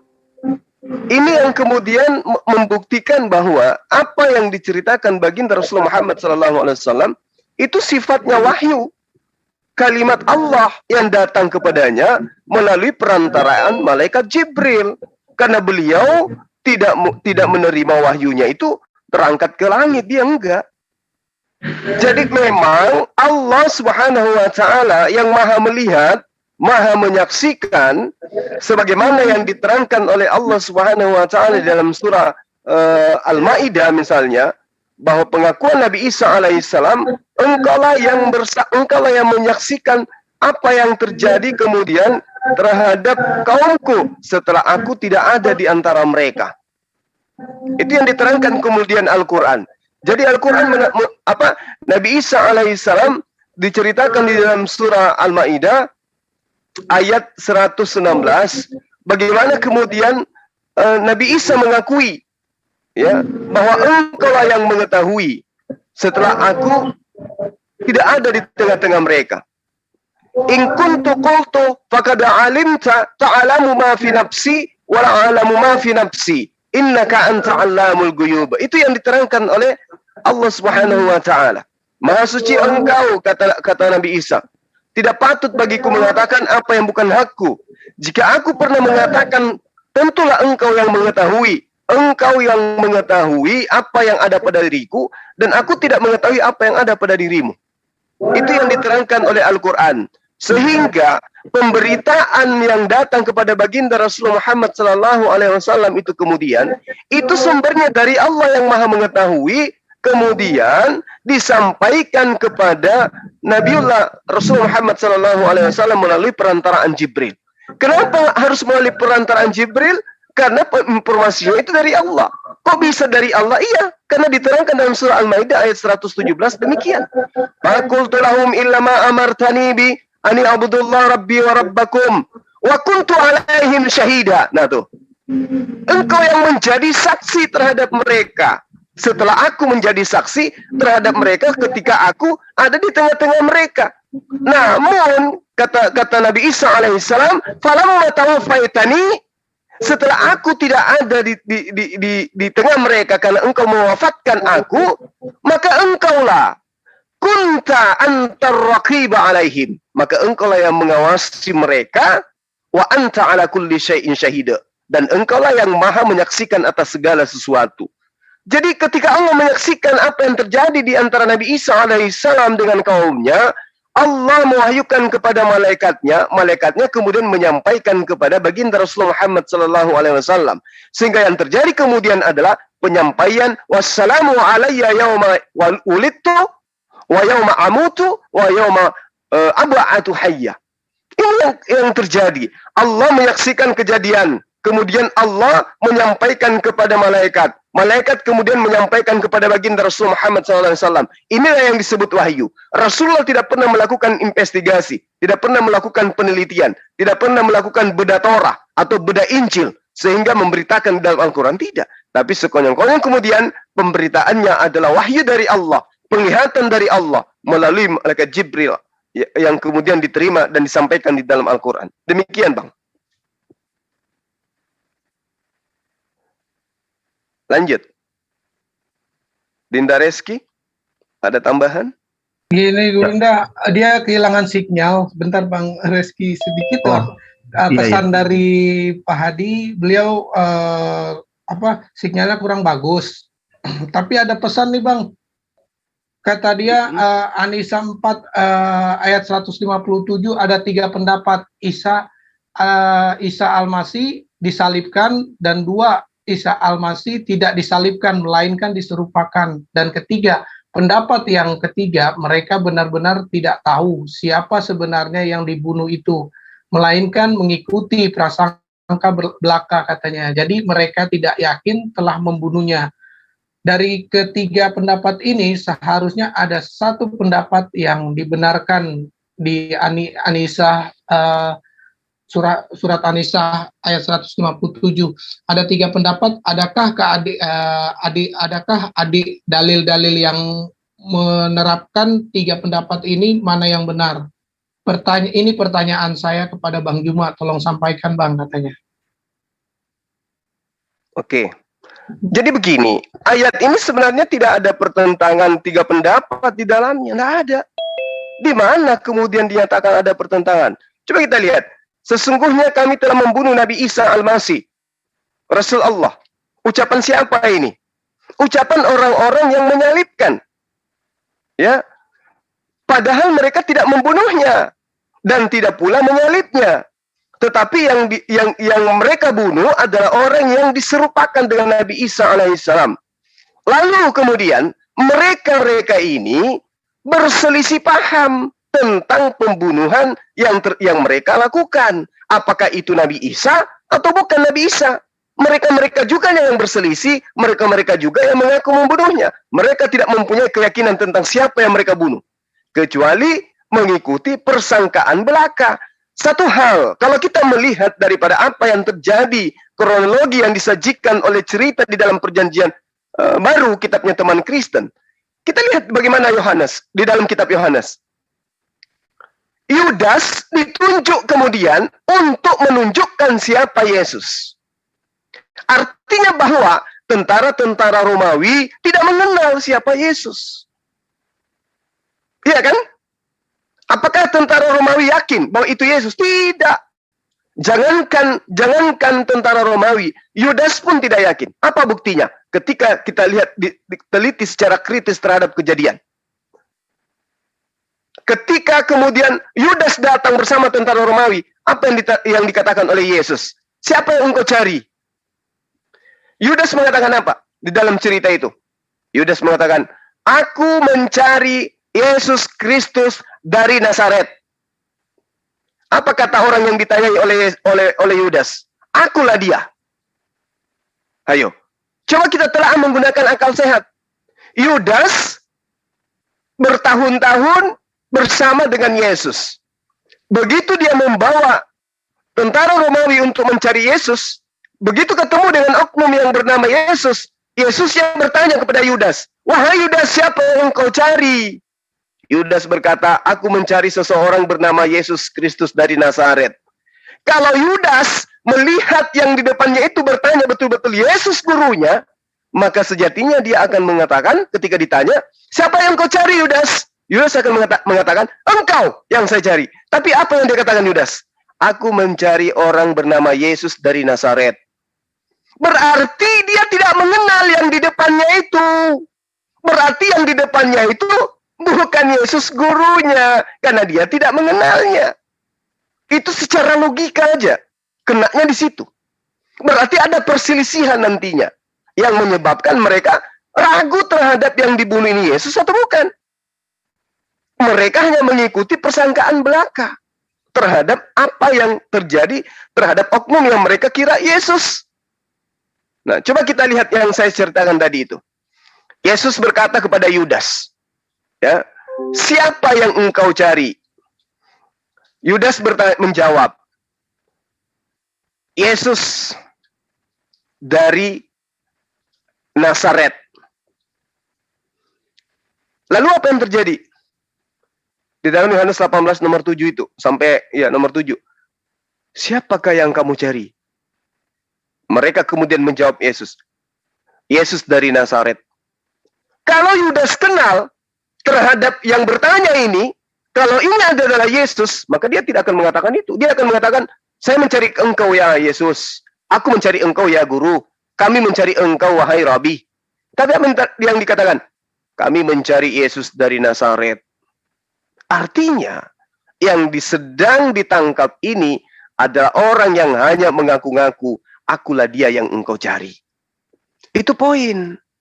Sehingga Al-Quran itu semakin dikuatkan dengan cerita yang kemudian ada di dalam kitabnya teman Kristen. Dengan adanya data-data itu. Kan begitu datanya. Kalau misalnya saudara kita, Pak Dr. Adi itu meragukan, silakan Anda lihat bagaimana kejadian Yudas ketika dia datang.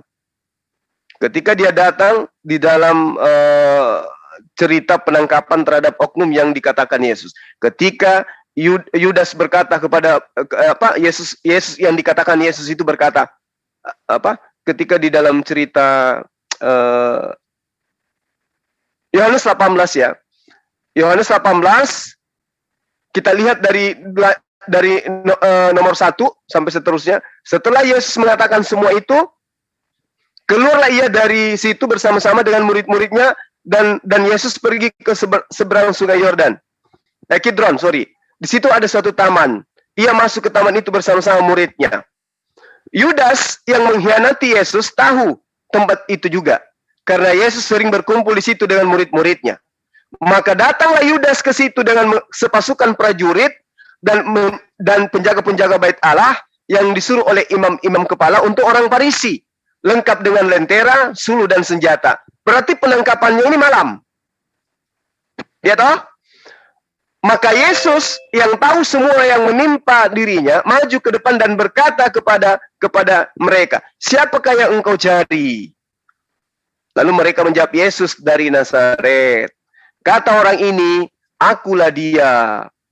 Yudas yang mengkhianati dia berdiri di situ bersama-sama mereka. Nah, endingnya ketika Yesus berkata kepada Yudas, kepada mereka, akulah dia, Yudas dan tentara-tentaranya itu mundur dan jatuh ke tanah. Kenapa jatuh? Kenapa mundur? Kaget. Kenapa kaget? Kan cari Yesus. Orangnya ngaku, akulah dia. Kok kaget, kok jatuh? Ada apa ini sebenarnya? Apa yang disembunyikan sebenarnya di situ? Kaget. Contoh misalnya, saya kenal siapa? Adinda Zion. Saya kenal beliau. Begitu saya datang cari dia, ada oknum yang kemudian berbicara kepada saya, siapa yang engkau cari? Saya cari Zion dari Betawi. Orang itu mengatakan, akulah Zion. Padahal seingat saya Zion tidak kayak begini modelnya. Aku kaget dong.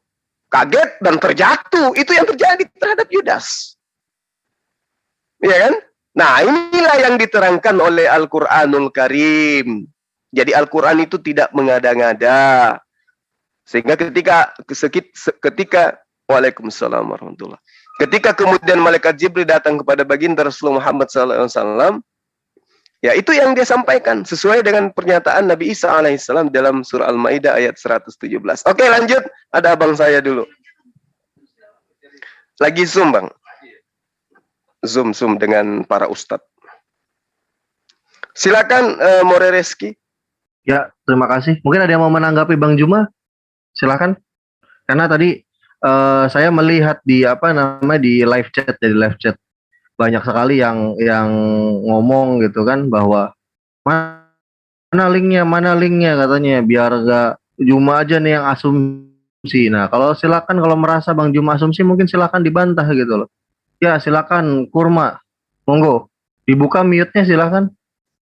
Ya, saya pertama mau merespon yang masalah tanggal 25 Desember ya. Ya.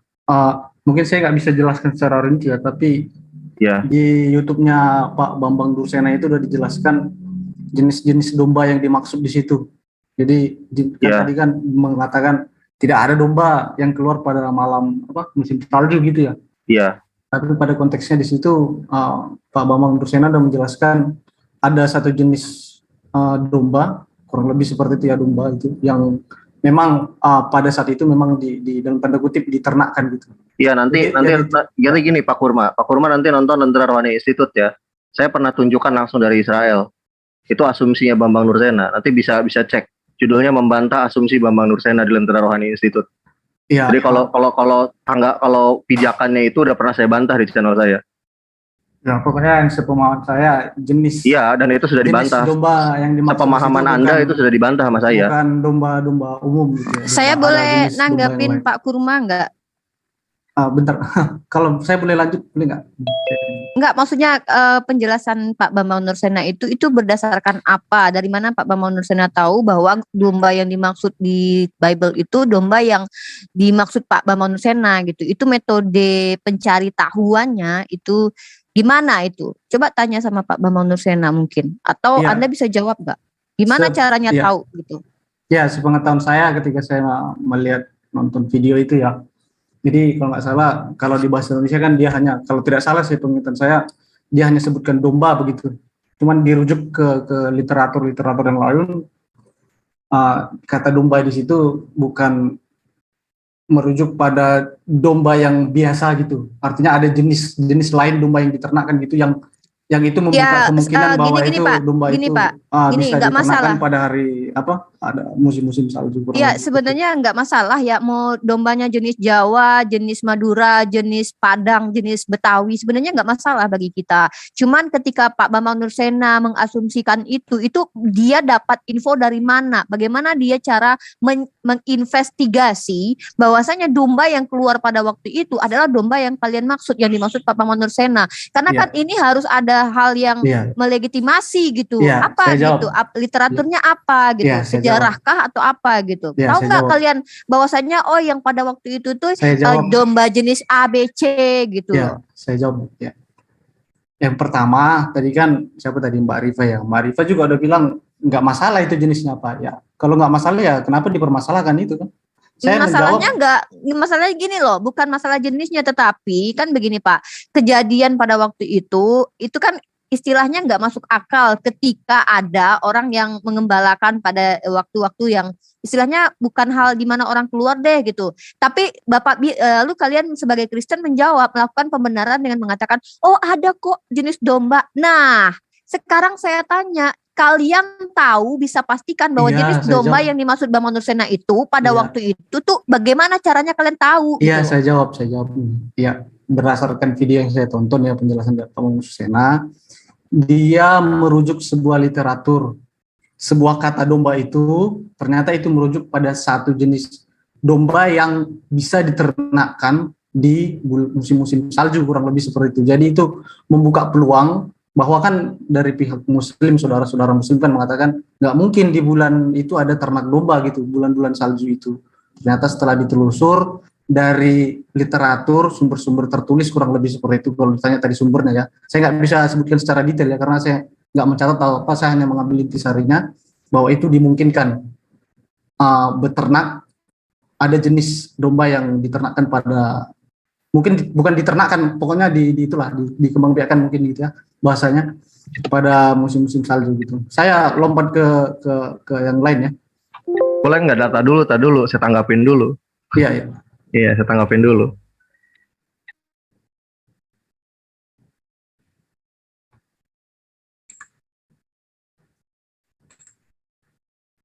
Iya, gimana? Itu cuma menjelaskan bahwa bisa diternakan, nggak berbicara bisa digembalakan. Diternakan dan digembalakan, saya mau tanya, dua frasa ini berbeda atau sama? Iya, makanya gitu. Enggak. Saya mau tanya itu, jangan ngeles kemana-mana dulu. Anda kalau mau diskusi sama saya, usahakan jujur pertama kali. Iya, biar saya jelaskan. Ya, enggak, saya cuma tanya. Intisarinya saya nggak bicara intisari, saya mau tanya sama Anda. Sabar dulu. Tadi kan Anda menjelaskan, pada dasarnya itu kan enggak gini loh. Anda tadi ngomong, kita diam, tapi giliran saya sanggah, saya tanggapi, Anda nyerocos gitu loh. Sabar, nggak usah kejang-kejang, sabar, santai. Santai, saya kata. Iya. Boleh gantian saya ngomong. Boleh gantian saya. Bang Kurma diem. Silakan. Bang Kurma biar tertib, Bang Rizky ini tertib gitu. Jadi kita ganti-gantian gitu. Jadi baik. Silakan. Selesai, baru nanti Bang Kurma bicara. Setelah Bang Kurma mau panjangnya seberapa menit, silakan kita akan tanggapin gitu loh, Bang Kurma. Oke. Lanjut Bang More. Iya, sekarang gini, saya mau tanya, BN di situ menjelaskan bisa diternakan atau bisa digembalakan? Saya tahu videonya loh, dan saya sudah tonton full. Ya, tadi kan saya udah bilang untuk persisnya, saya kalimat yang digunakan apa saya tidak tahu, tapi saya gambarkan itu. Oke, saya jelasin. Kalau Anda nggak tahu, saya yang tahu, berarti saya boleh jelasin dong. Oke, berarti kalau Anda nggak tahu, boleh dong saya yang tahu ini menjelaskan kepada Anda, ya kan? Boleh ya? Nah, menjelaskan yang mana ini? Menjelaskan video. Udah santai dong. Gak usah kesurupan, santai dulu. Ya, santai dulu. Jangan langsung terguncang lah. Saya nggak suka kayak gitu lah. Iya, santai. Kalau Anda nggak terguncang, Anda santai, Anda dengarkan penjelasan saya. Ya, saya verifikasi dulu. Anda pengen menjelaskan, pengen memberitahu saya apa yang disebutkan. Saya ingin menanggapi apa yang Anda statementkan. Selesai ya, diam dulu ya. Ganti ya, berarti Anda tidak memberitahu kata yang disebutkan Bambang Nursena kan? Udah, gak usah bantah saya, santai, gak usah kesurupan. Kristen tuh kalau ngobrol, kadang kalau udah mulai dibantah tuh langsung gejolak gitu. Santai. Kalau santai Anda diam. Jadi gini loh, jangan Anda ketika bicara lisan Anda santai, tapi Anda nyerocos terus gitu loh. Antara kata-kata Anda dan psikis Anda nggak nyambung gitu loh. Enggak, suara saya pelan kok. Ya. Enggak, bukan suara pelan, tapi ketika saya sedang ngomong jangan ditabrak dulu gitu loh. Itu menandakan psikis Anda terguncang. Saya paham psikologi. Enggak. Oke, sabar ya, diam ya. Ya, Anda sudah 3 kali soalnya nabrak pembicaraan saya. Jangan sampai keempat gitu. Nah, BN menjelaskan di sana yang bisa digembalakan. Bahkan dia pun mengutip salah satu literatur yang ada di dalam Talmud Babilonia. Saya cukup tahu. Karena saya pernah membantah itu soalnya dalam konten saya gitu loh. Jadi saya cukup tahu. Dia hanya menjelaskan bisa diternakan, nggak mengatakan bisa digembalakan. Makanya saya katakan dokter satu ini ya, kalau memang dia tidak bisa membedakan kata mengembalakan dan menernakan, saya anggap ini dokter yang blow on, saya bilang. Tapi kalau dia tahu, dia sudah membodohi umat Kristen yang nonton video dia. Itu dalam konten saya ada di situ. Silakan dicek Lentera Rohani Institute. Judulnya Membantah Penipuan Bambang Nursena. Judulnya. Saya pernah tanggapi itu. Karena saya nonton secara detail dan saya catat apa yang dia katakan. Bahkan dia mengutip salah satu literasi yang ada di dalam Talmud, di dalam Toras CBLP, yang Talmud Babilonia. Gitu loh. Yang bahwa ada menernakan sepanjang hari di sana di musim dingin, kata-katanya. Dia kutip teks itu. Tapi di situ berbicara menternakan, bukan mengembalakan. Orang-orang Israel sepanjang tahun mereka setiap bulan sepanjang tahun itu menernakan domba-dombanya. Tapi ada waktu-waktu tertentu dia tidak mengembalakannya. Sampai orang-orang Israel itu bahkan ada di sejarahnya, boleh cek di artikel-artikelnya banyak. Tradisi kuno orang Israel menernakan domba. Sampai ketika datangnya musim dingin dan musim hujan, itu kandang embe ya yang cuma kayak pagar doang itu dikasih kemah untuk melindungi ternak-ternaknya, gitu loh. Nah, saya tanya sekali lagi, BN ngomong mengembalakan apa menternakan? Ya, saya jawab. Tadi saya sudah sebutkan karena itu video saya tonton sudah lama. Jadi ya betul, memang sudah lama itu video itu. Saya gunakan tadi bahasa diternakan. Cuman kan Bro Reski kan mempersoalkan pembedaan antara mengembalakan. Ya memang beda bro, mengembala sama menernak beda bro. Perlu saya bukakan KBBI atau ya, perlu saya bukakan kamus bahasa Ibrani? Iya saya jawab dulu ini bentar Pak. Ya. Gak apa-apa kalau Anda pengen ngomongin bahasa, saya senang banget malah, itu bidang saya. Iya. Jadi tadi pembedaan antara menternakkan dengan mengembalakan. Jadi kan kalau berdebat, saya rasa enggak. Ya ini pendapat saya sih, enggak esensi gitu. Nah, kalau ngomongin bahasa, makna bahasa, pijakannya kamus. Iya. Pijakannya kamus, jangan pendapat Anda bukan ahli bahasa. Saya jawab dulu. Ya. Jadi kalau menernakkan ataupun mengembalakan, kan yang menjadi pokok di situ ada aktivitas antara si gembala dengan si ternaknya gitu kan. Ya. Betul. Iya. Nah, di situ jadi kalau di runut harus persis mengembalakan atau harus persis menernakkan. Ini kan idenya bahwa membantah kelahiran Yesus itu pada bulan Desember itu kan dilihat pada aktivitas pengembalaan itu kan dari teman-teman Muslim. Enggak juga. Saya kalau mau bantah dari kalender juga ada datanya. Kalau mau dialog, ayo. Saya punya datanya lengkap, teks-teksnya lengkap. Untuk membantah Rita Wahyu juga bisa saya. Iya, saya cuma BN. Ya saya jawab dulu. Iya. Jadi ya terserah sih kalau masih. Ya kalau mau kita compare dari kalender Ibrani ke Masehi, ayo. Saya sangat senang hati sekali, itu bidang saya karena. Saya jawab yang menempatkan dengan ya kalau mau bersikeras digembalakan juga nggak masalah. Saya bersikeras mau diternakan, saya pakai menggunakan kata mengembalakan juga nggak masalah, diternakan juga nggak masalah. Enggak, saya mau tanya dulu, Anda gini loh, biar gak miskonsepsi gini, mengembalakan dengan menternakan itu sama apa beda menurut Anda? Menurut Anda aja dulu lah, nggak usah menurut KBBI lah, menurut Anda aja dulu. Aktivitasnya itu aktivitasnya itu ya untuk si ternakannya, si dombanya gitu. Entah ya, itu dia memberi makan, kalau digembalakan itu dibawa berkeliling. Digembalakan itu dalam kandang apa di luar kandang kalau mengembalakan itu? Saya mau tanya. Di mengembalakan ya. Di luar kandang apa dalam kandang? Saya mau tanya. Silakan. Mengembalakan itu babi yang di dalam kandang. Babi dalam kandang.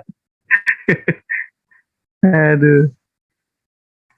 Kalau mengembalakan ya di luar kandang. Nah, oke. Berarti beda. Udah selesai.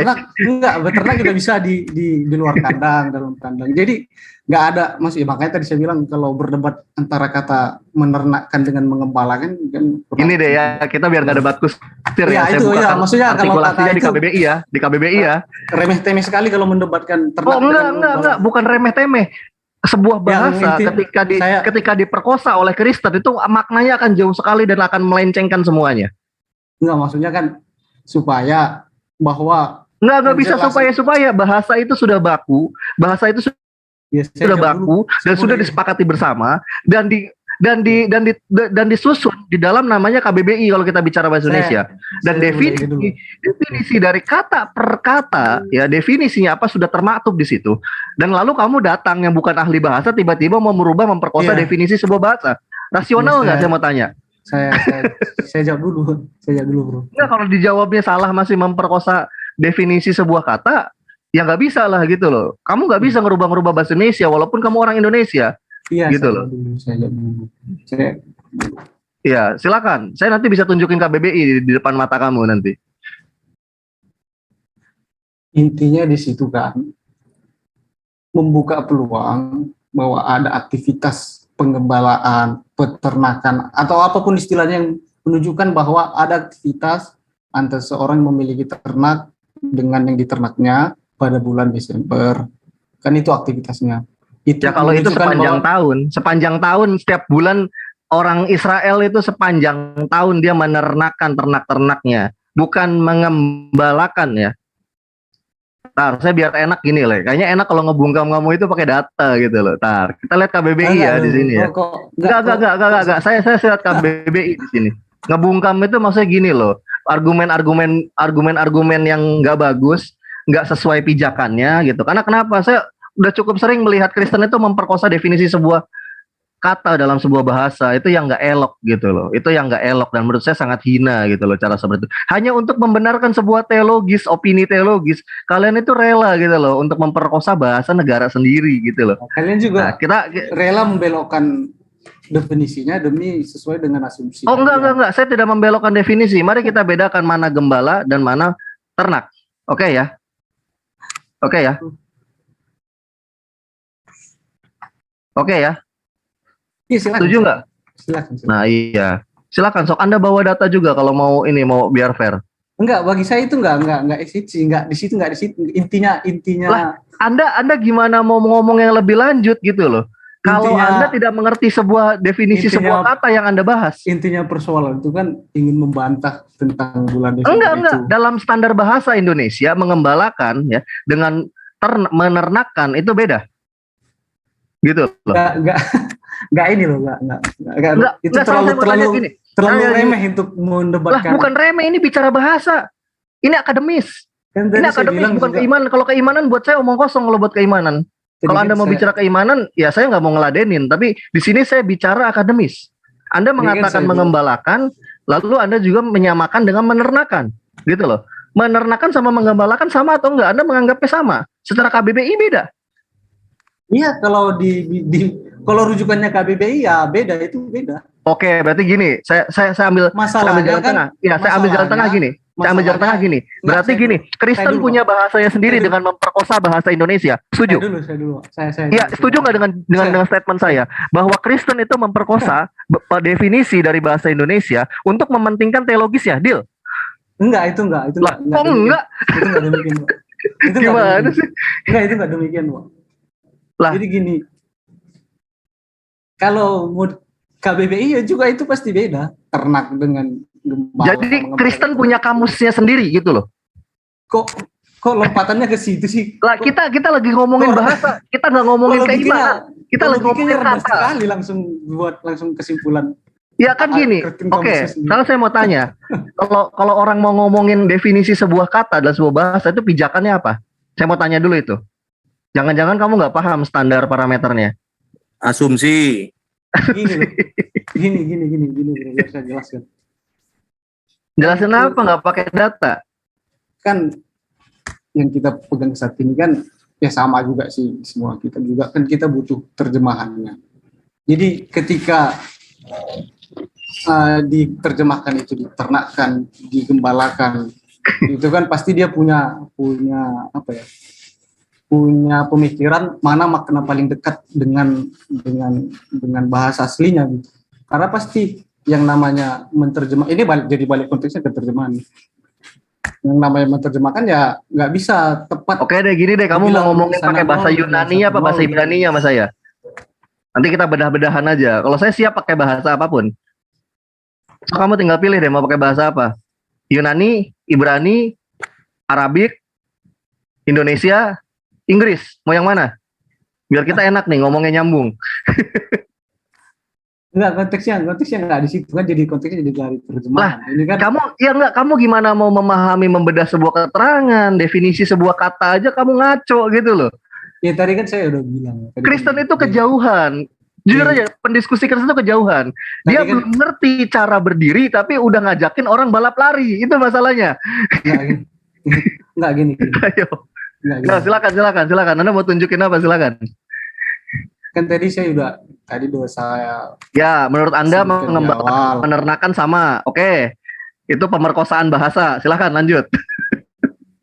Enggak, intinya bukan antara diternakkan dengan digembalakan sama, itu enggak di situ. Konteks yang kita bicarakan itu enggak di situ. Konteks yang Saya tahu nih. Boleh nggak Anda nggak jelasin biar saya menjelaskan apa yang ada di kepala Anda? Karena saya udah baca kok itu. Boleh nggak? Dulu dong. Enggak, boleh nggak? Biar kamu nggak ngeles lagi gini nih, ya. Enggak, kamu kan mau mengatakan bahwa gini Bro Kumar, Anda dengar dulu. Ketika Anda mau mengatakan, Anda mau berpijak kepada mengembalakan dengan menernakan, ya, mengembalakan dan menernakan, Anda berusaha persamakan itu. Kenapa? Untuk tujuan membenarkan opini teologis Anda. Karena kenapa? Yesus itu lahir tanggal 25 Desember. Memang Anda sebagai seorang Kristen itu harus melakukan itu. Tapi layaknya gitu kan, jangan memperkosa definisi sebuah bahasa gitu loh. Terguncang karena memotong. Enggak, Anda bukan terguncang gitu loh. Anda sudah lancang sekali ya.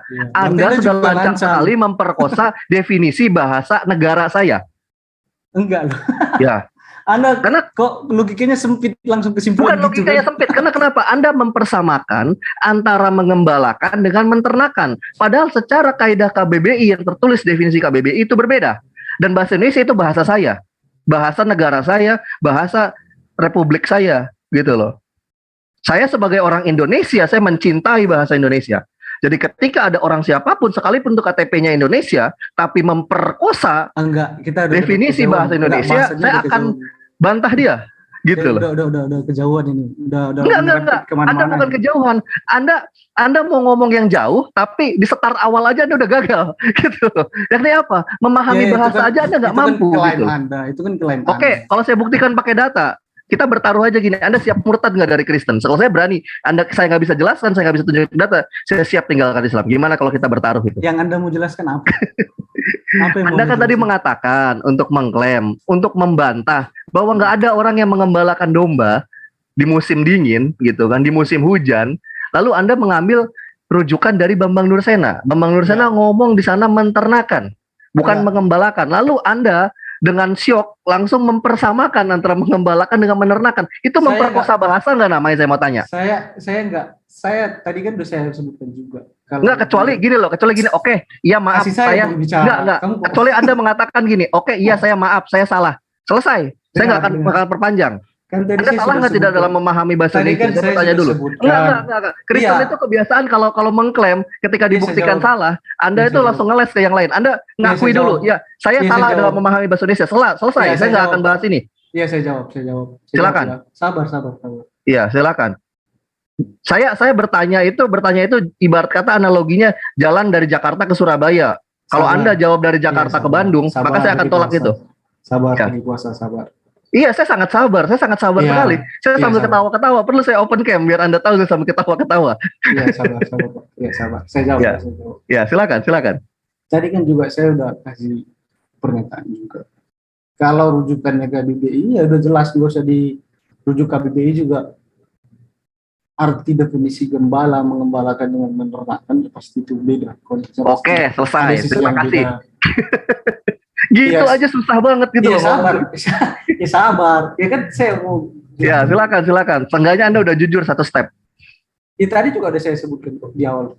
Ya, yang kedua saya mau sampaikan bahwa asumsi yang digunakan untuk membatalkan bulan Desember itu adalah bahwa tidak ada, anggaplah itu domba yang entah itu diternakkan, entah itu digembalakan pada bulan Desember untuk membantah kejadian pada bulan Desember. Kan itu kan yang teman-teman sampaikan tadi kalau nggak salah di awal.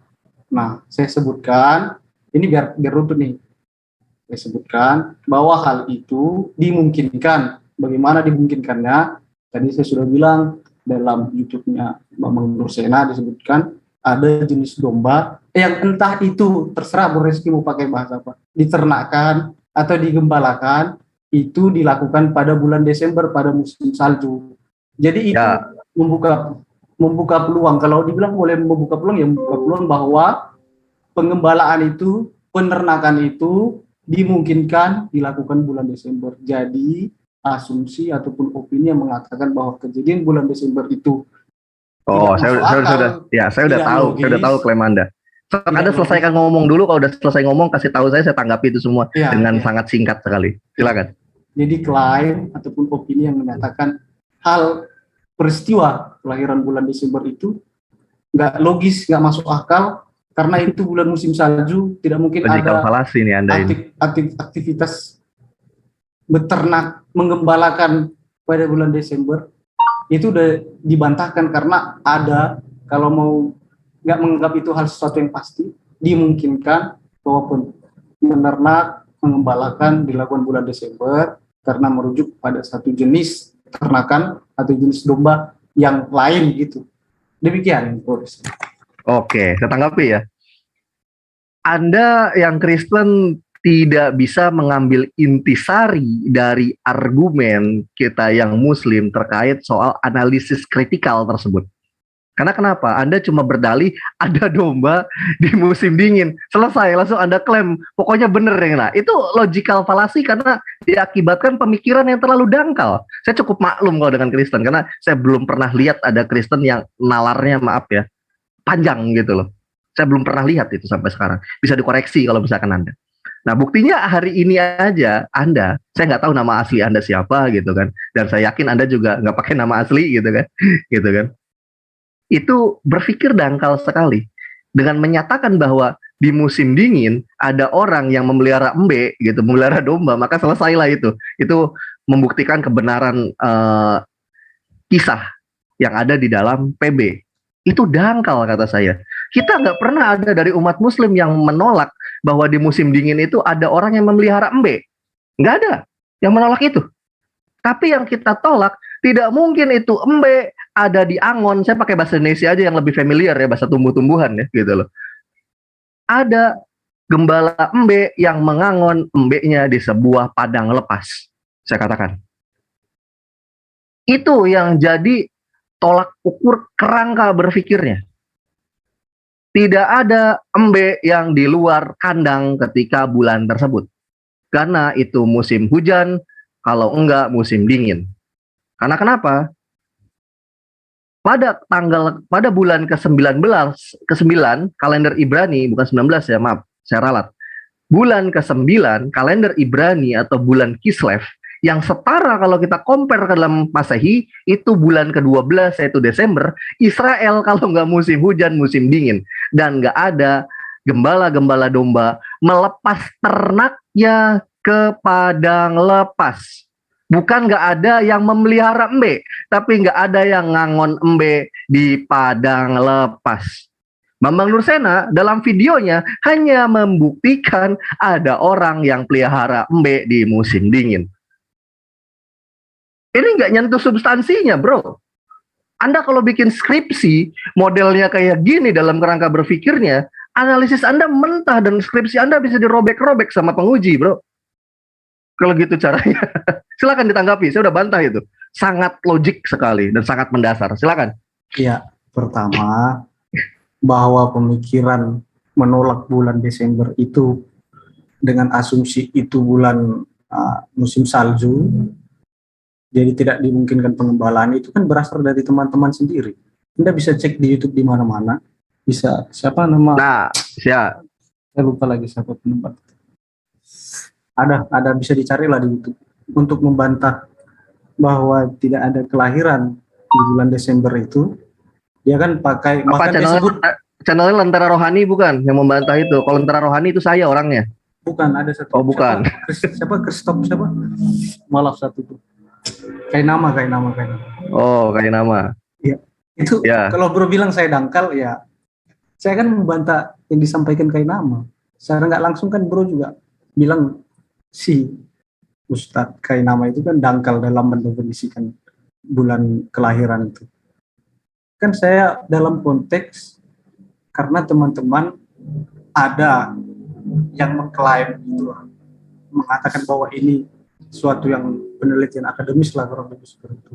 Bahkan menyatakan bahwa kelahiran Yesus itu bulan Juli atau Juni ya, saya nggak terlalu ini juga. Jadi karena itu musim salju, jadi nggak mau dimungkinkan di situ terjadi. Digunakanlah asumsi, digunakanlah salah satu premisnya karena itu musim salju, tidak mungkin ada pengembalaan di situ.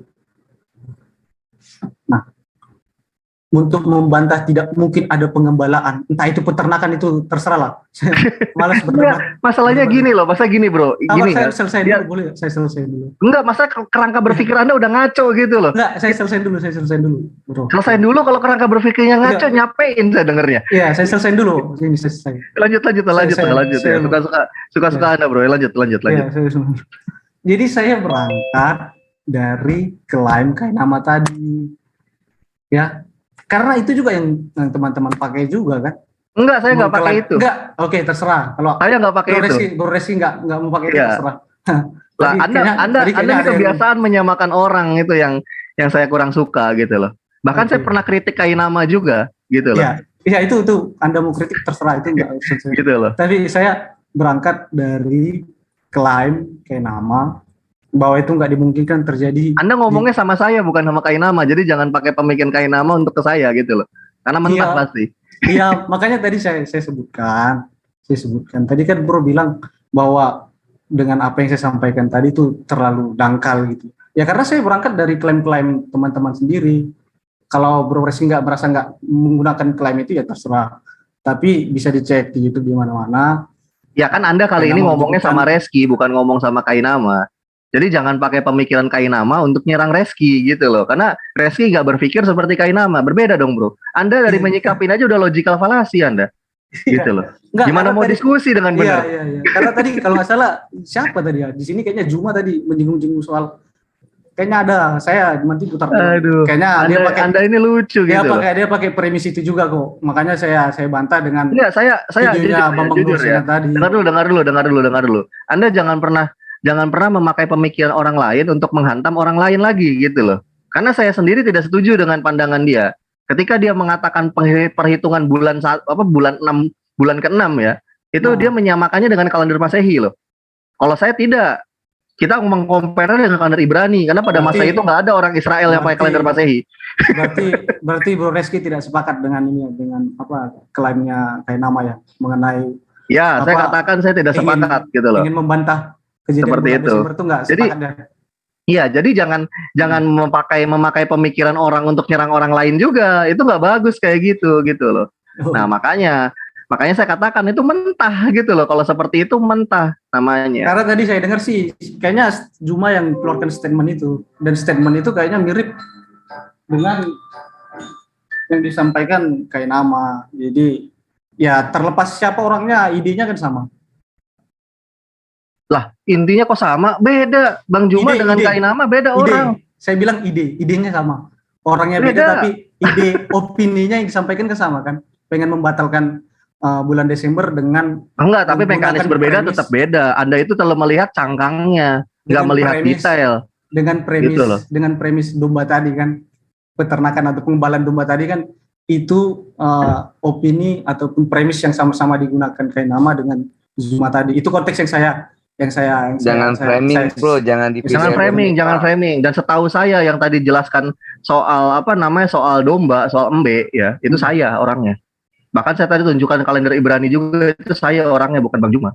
Berarti Anda nggak nyimak ini. Ya terus kenapa tadi Anda bilang nggak sama dengan Kainama? Sekarang Anda bilang tadi Anda yang Oke, saya tunjukin ya, saya bedanya dengan Kainama ya. Anda nggak konsisten. Bukan nggak konsisten. Nih, saya jelasin bedanya. Anda bilang tidak sama dengan pendapatnya Kainama. Sekarang Anda bilang ada yang mengeluarkan pendapat itu tadi. Iya, tapi saya nggak ngomongin statementnya Kainama.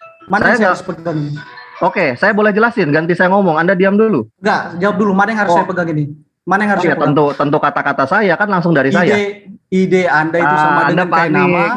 Anda panik nih kalau mau saya bantah. Oke, gini. Anda stop dulu, saya menjelaskan gantian. Jadi gini, ya, perbedaan saya dengan Kainama, ya, yang saya nggak sepakat dengan Kainama itu satu, ya, Pak Kainama itu menjelaskan tentang kelahiran Yesus bukan tanggal 25 Desember, itu berbicara kalender Masehi.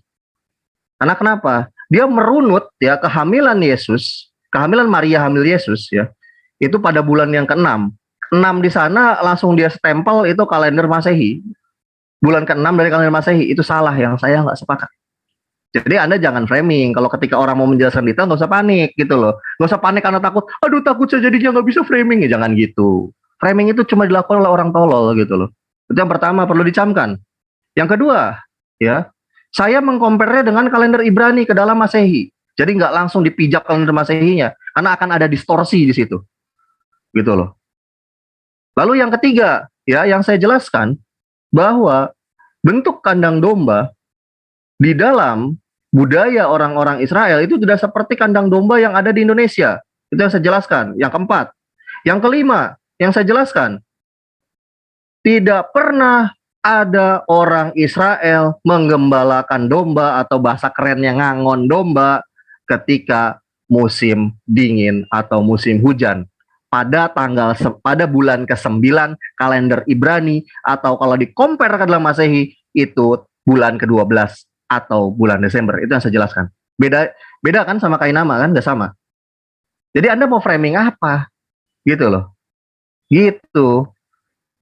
Kemampuan Anda ketika saya menjelaskan tentang apa adanya gini, main framing dengan nyerocos ketika saya menjelaskan gitu. Silakan. Anda tanggapi.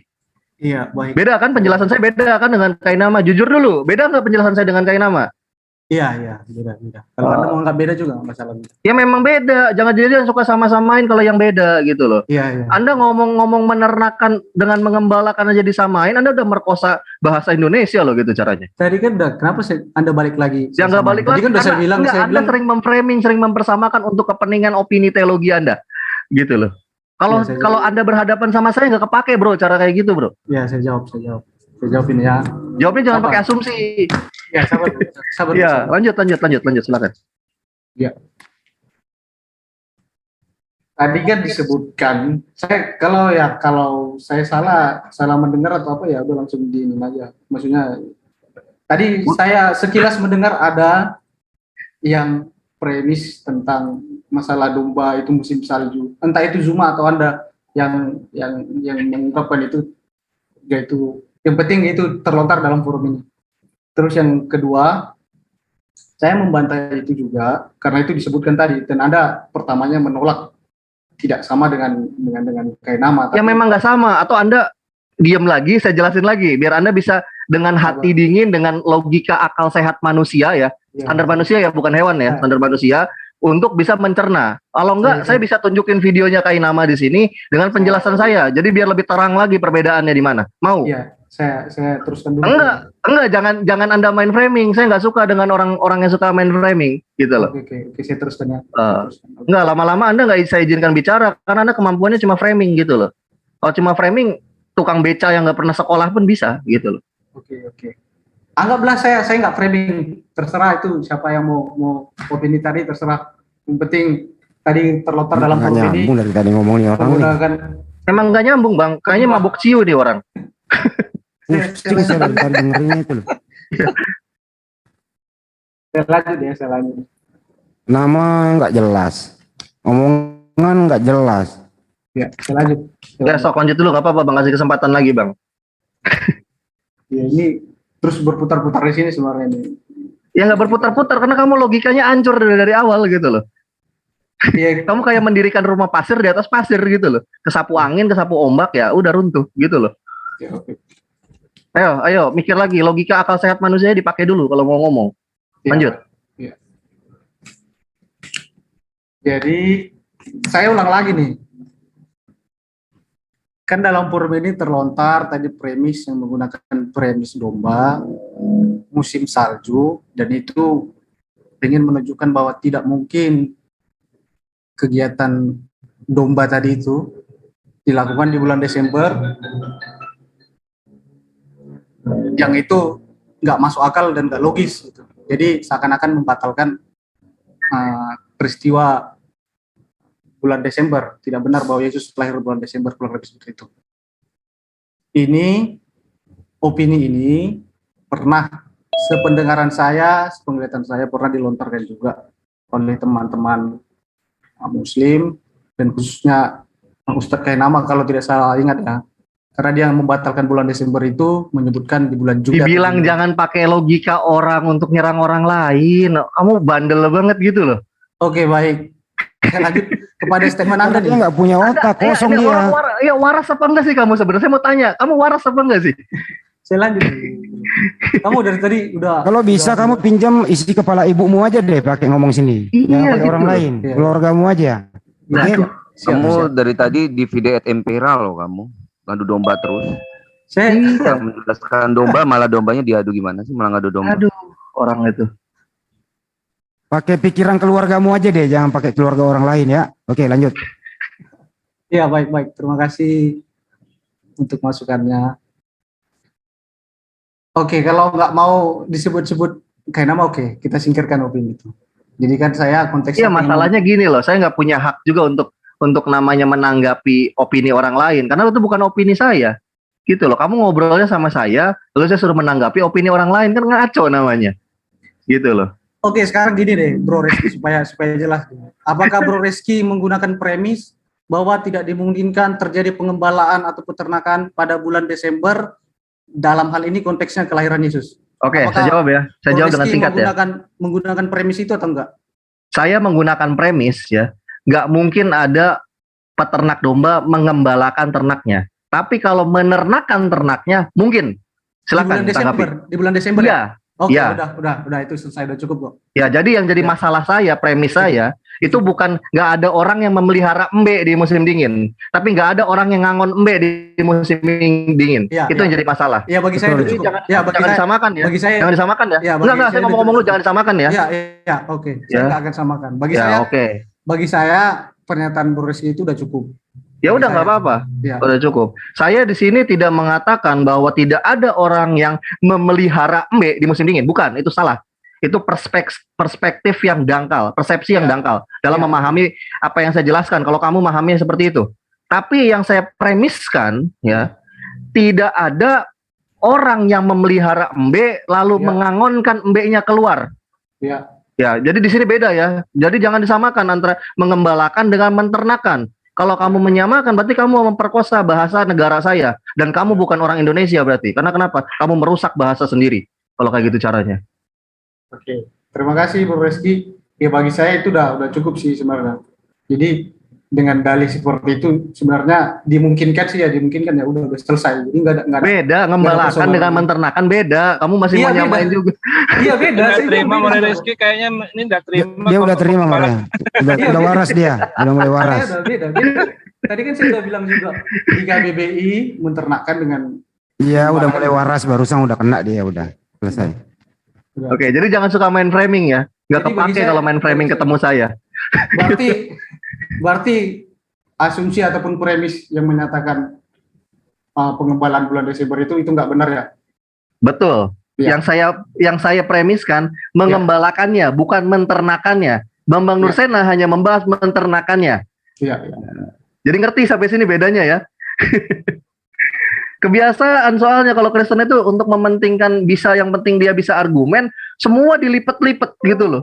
Yang nggak benar juga dilipet-lipet. Kebiasaannya kayak gitu masalahnya. Jangan dibiasakan kalau ketemu saya model kayak gitu. Betul, supaya tanggal 25 Desember itu seakan-akan ada dalilnya, ada datanya gitu loh.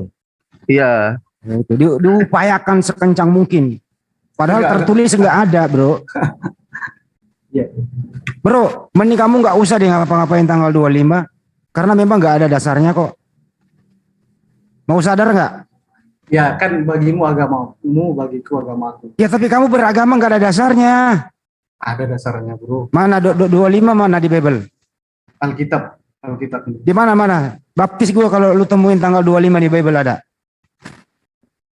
Tanggal 25 Desember. Waduh. Tepat penulisan literate 25 Desember itu enggak. Mana di Bible? Di mana? Di Matius kah? Di Markus kah? Di mana kah gitu?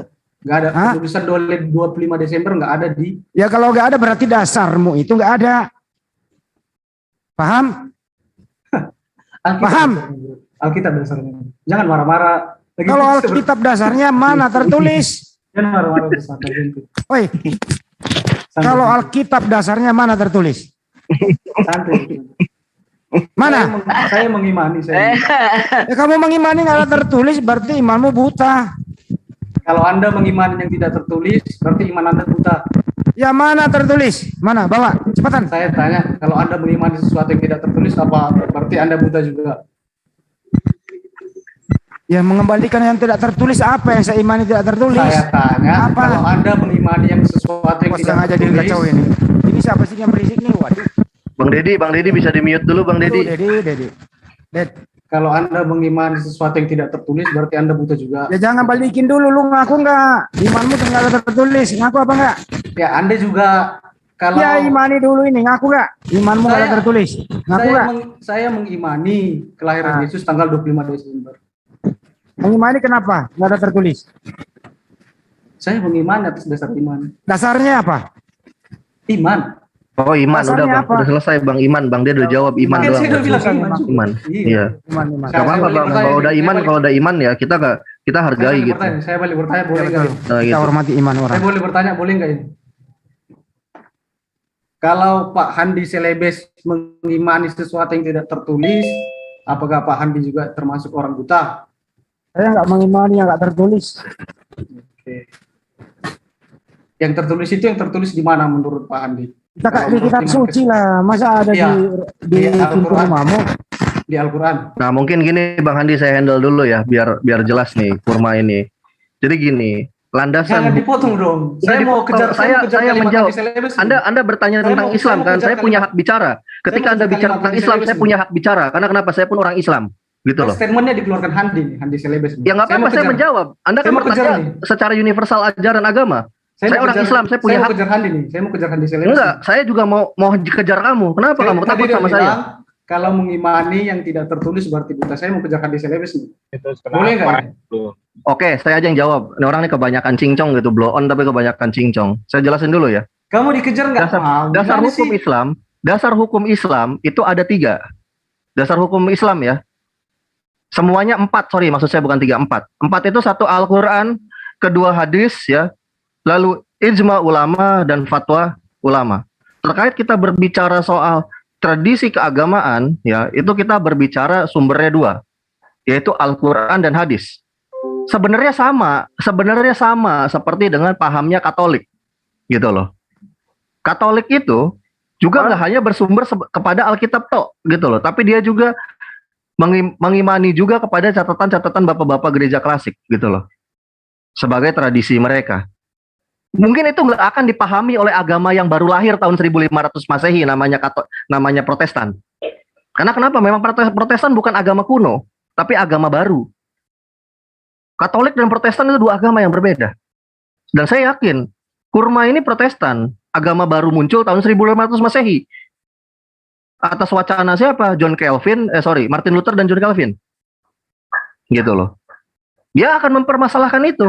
Karena kenapa ya? Memang dia agama baru, yaitu Protestan. Umat agama baru namanya Protestan.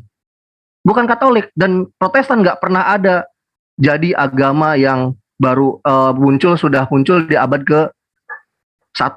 Itu nggak ada. Itu hanya hayalan mereka, mimpi mereka saja.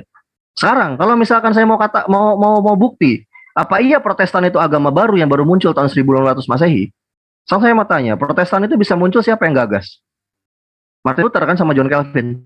Lahir tahun berapa 2 sosok itu? Itu yang pertama. Lalu premis yang kedua, kalau Protestan itu agama kuno ya, coba catatan kuno apa yang dipegang oleh Protestan? Saya mau tanya. Gak usah minta 1 dokumen aja.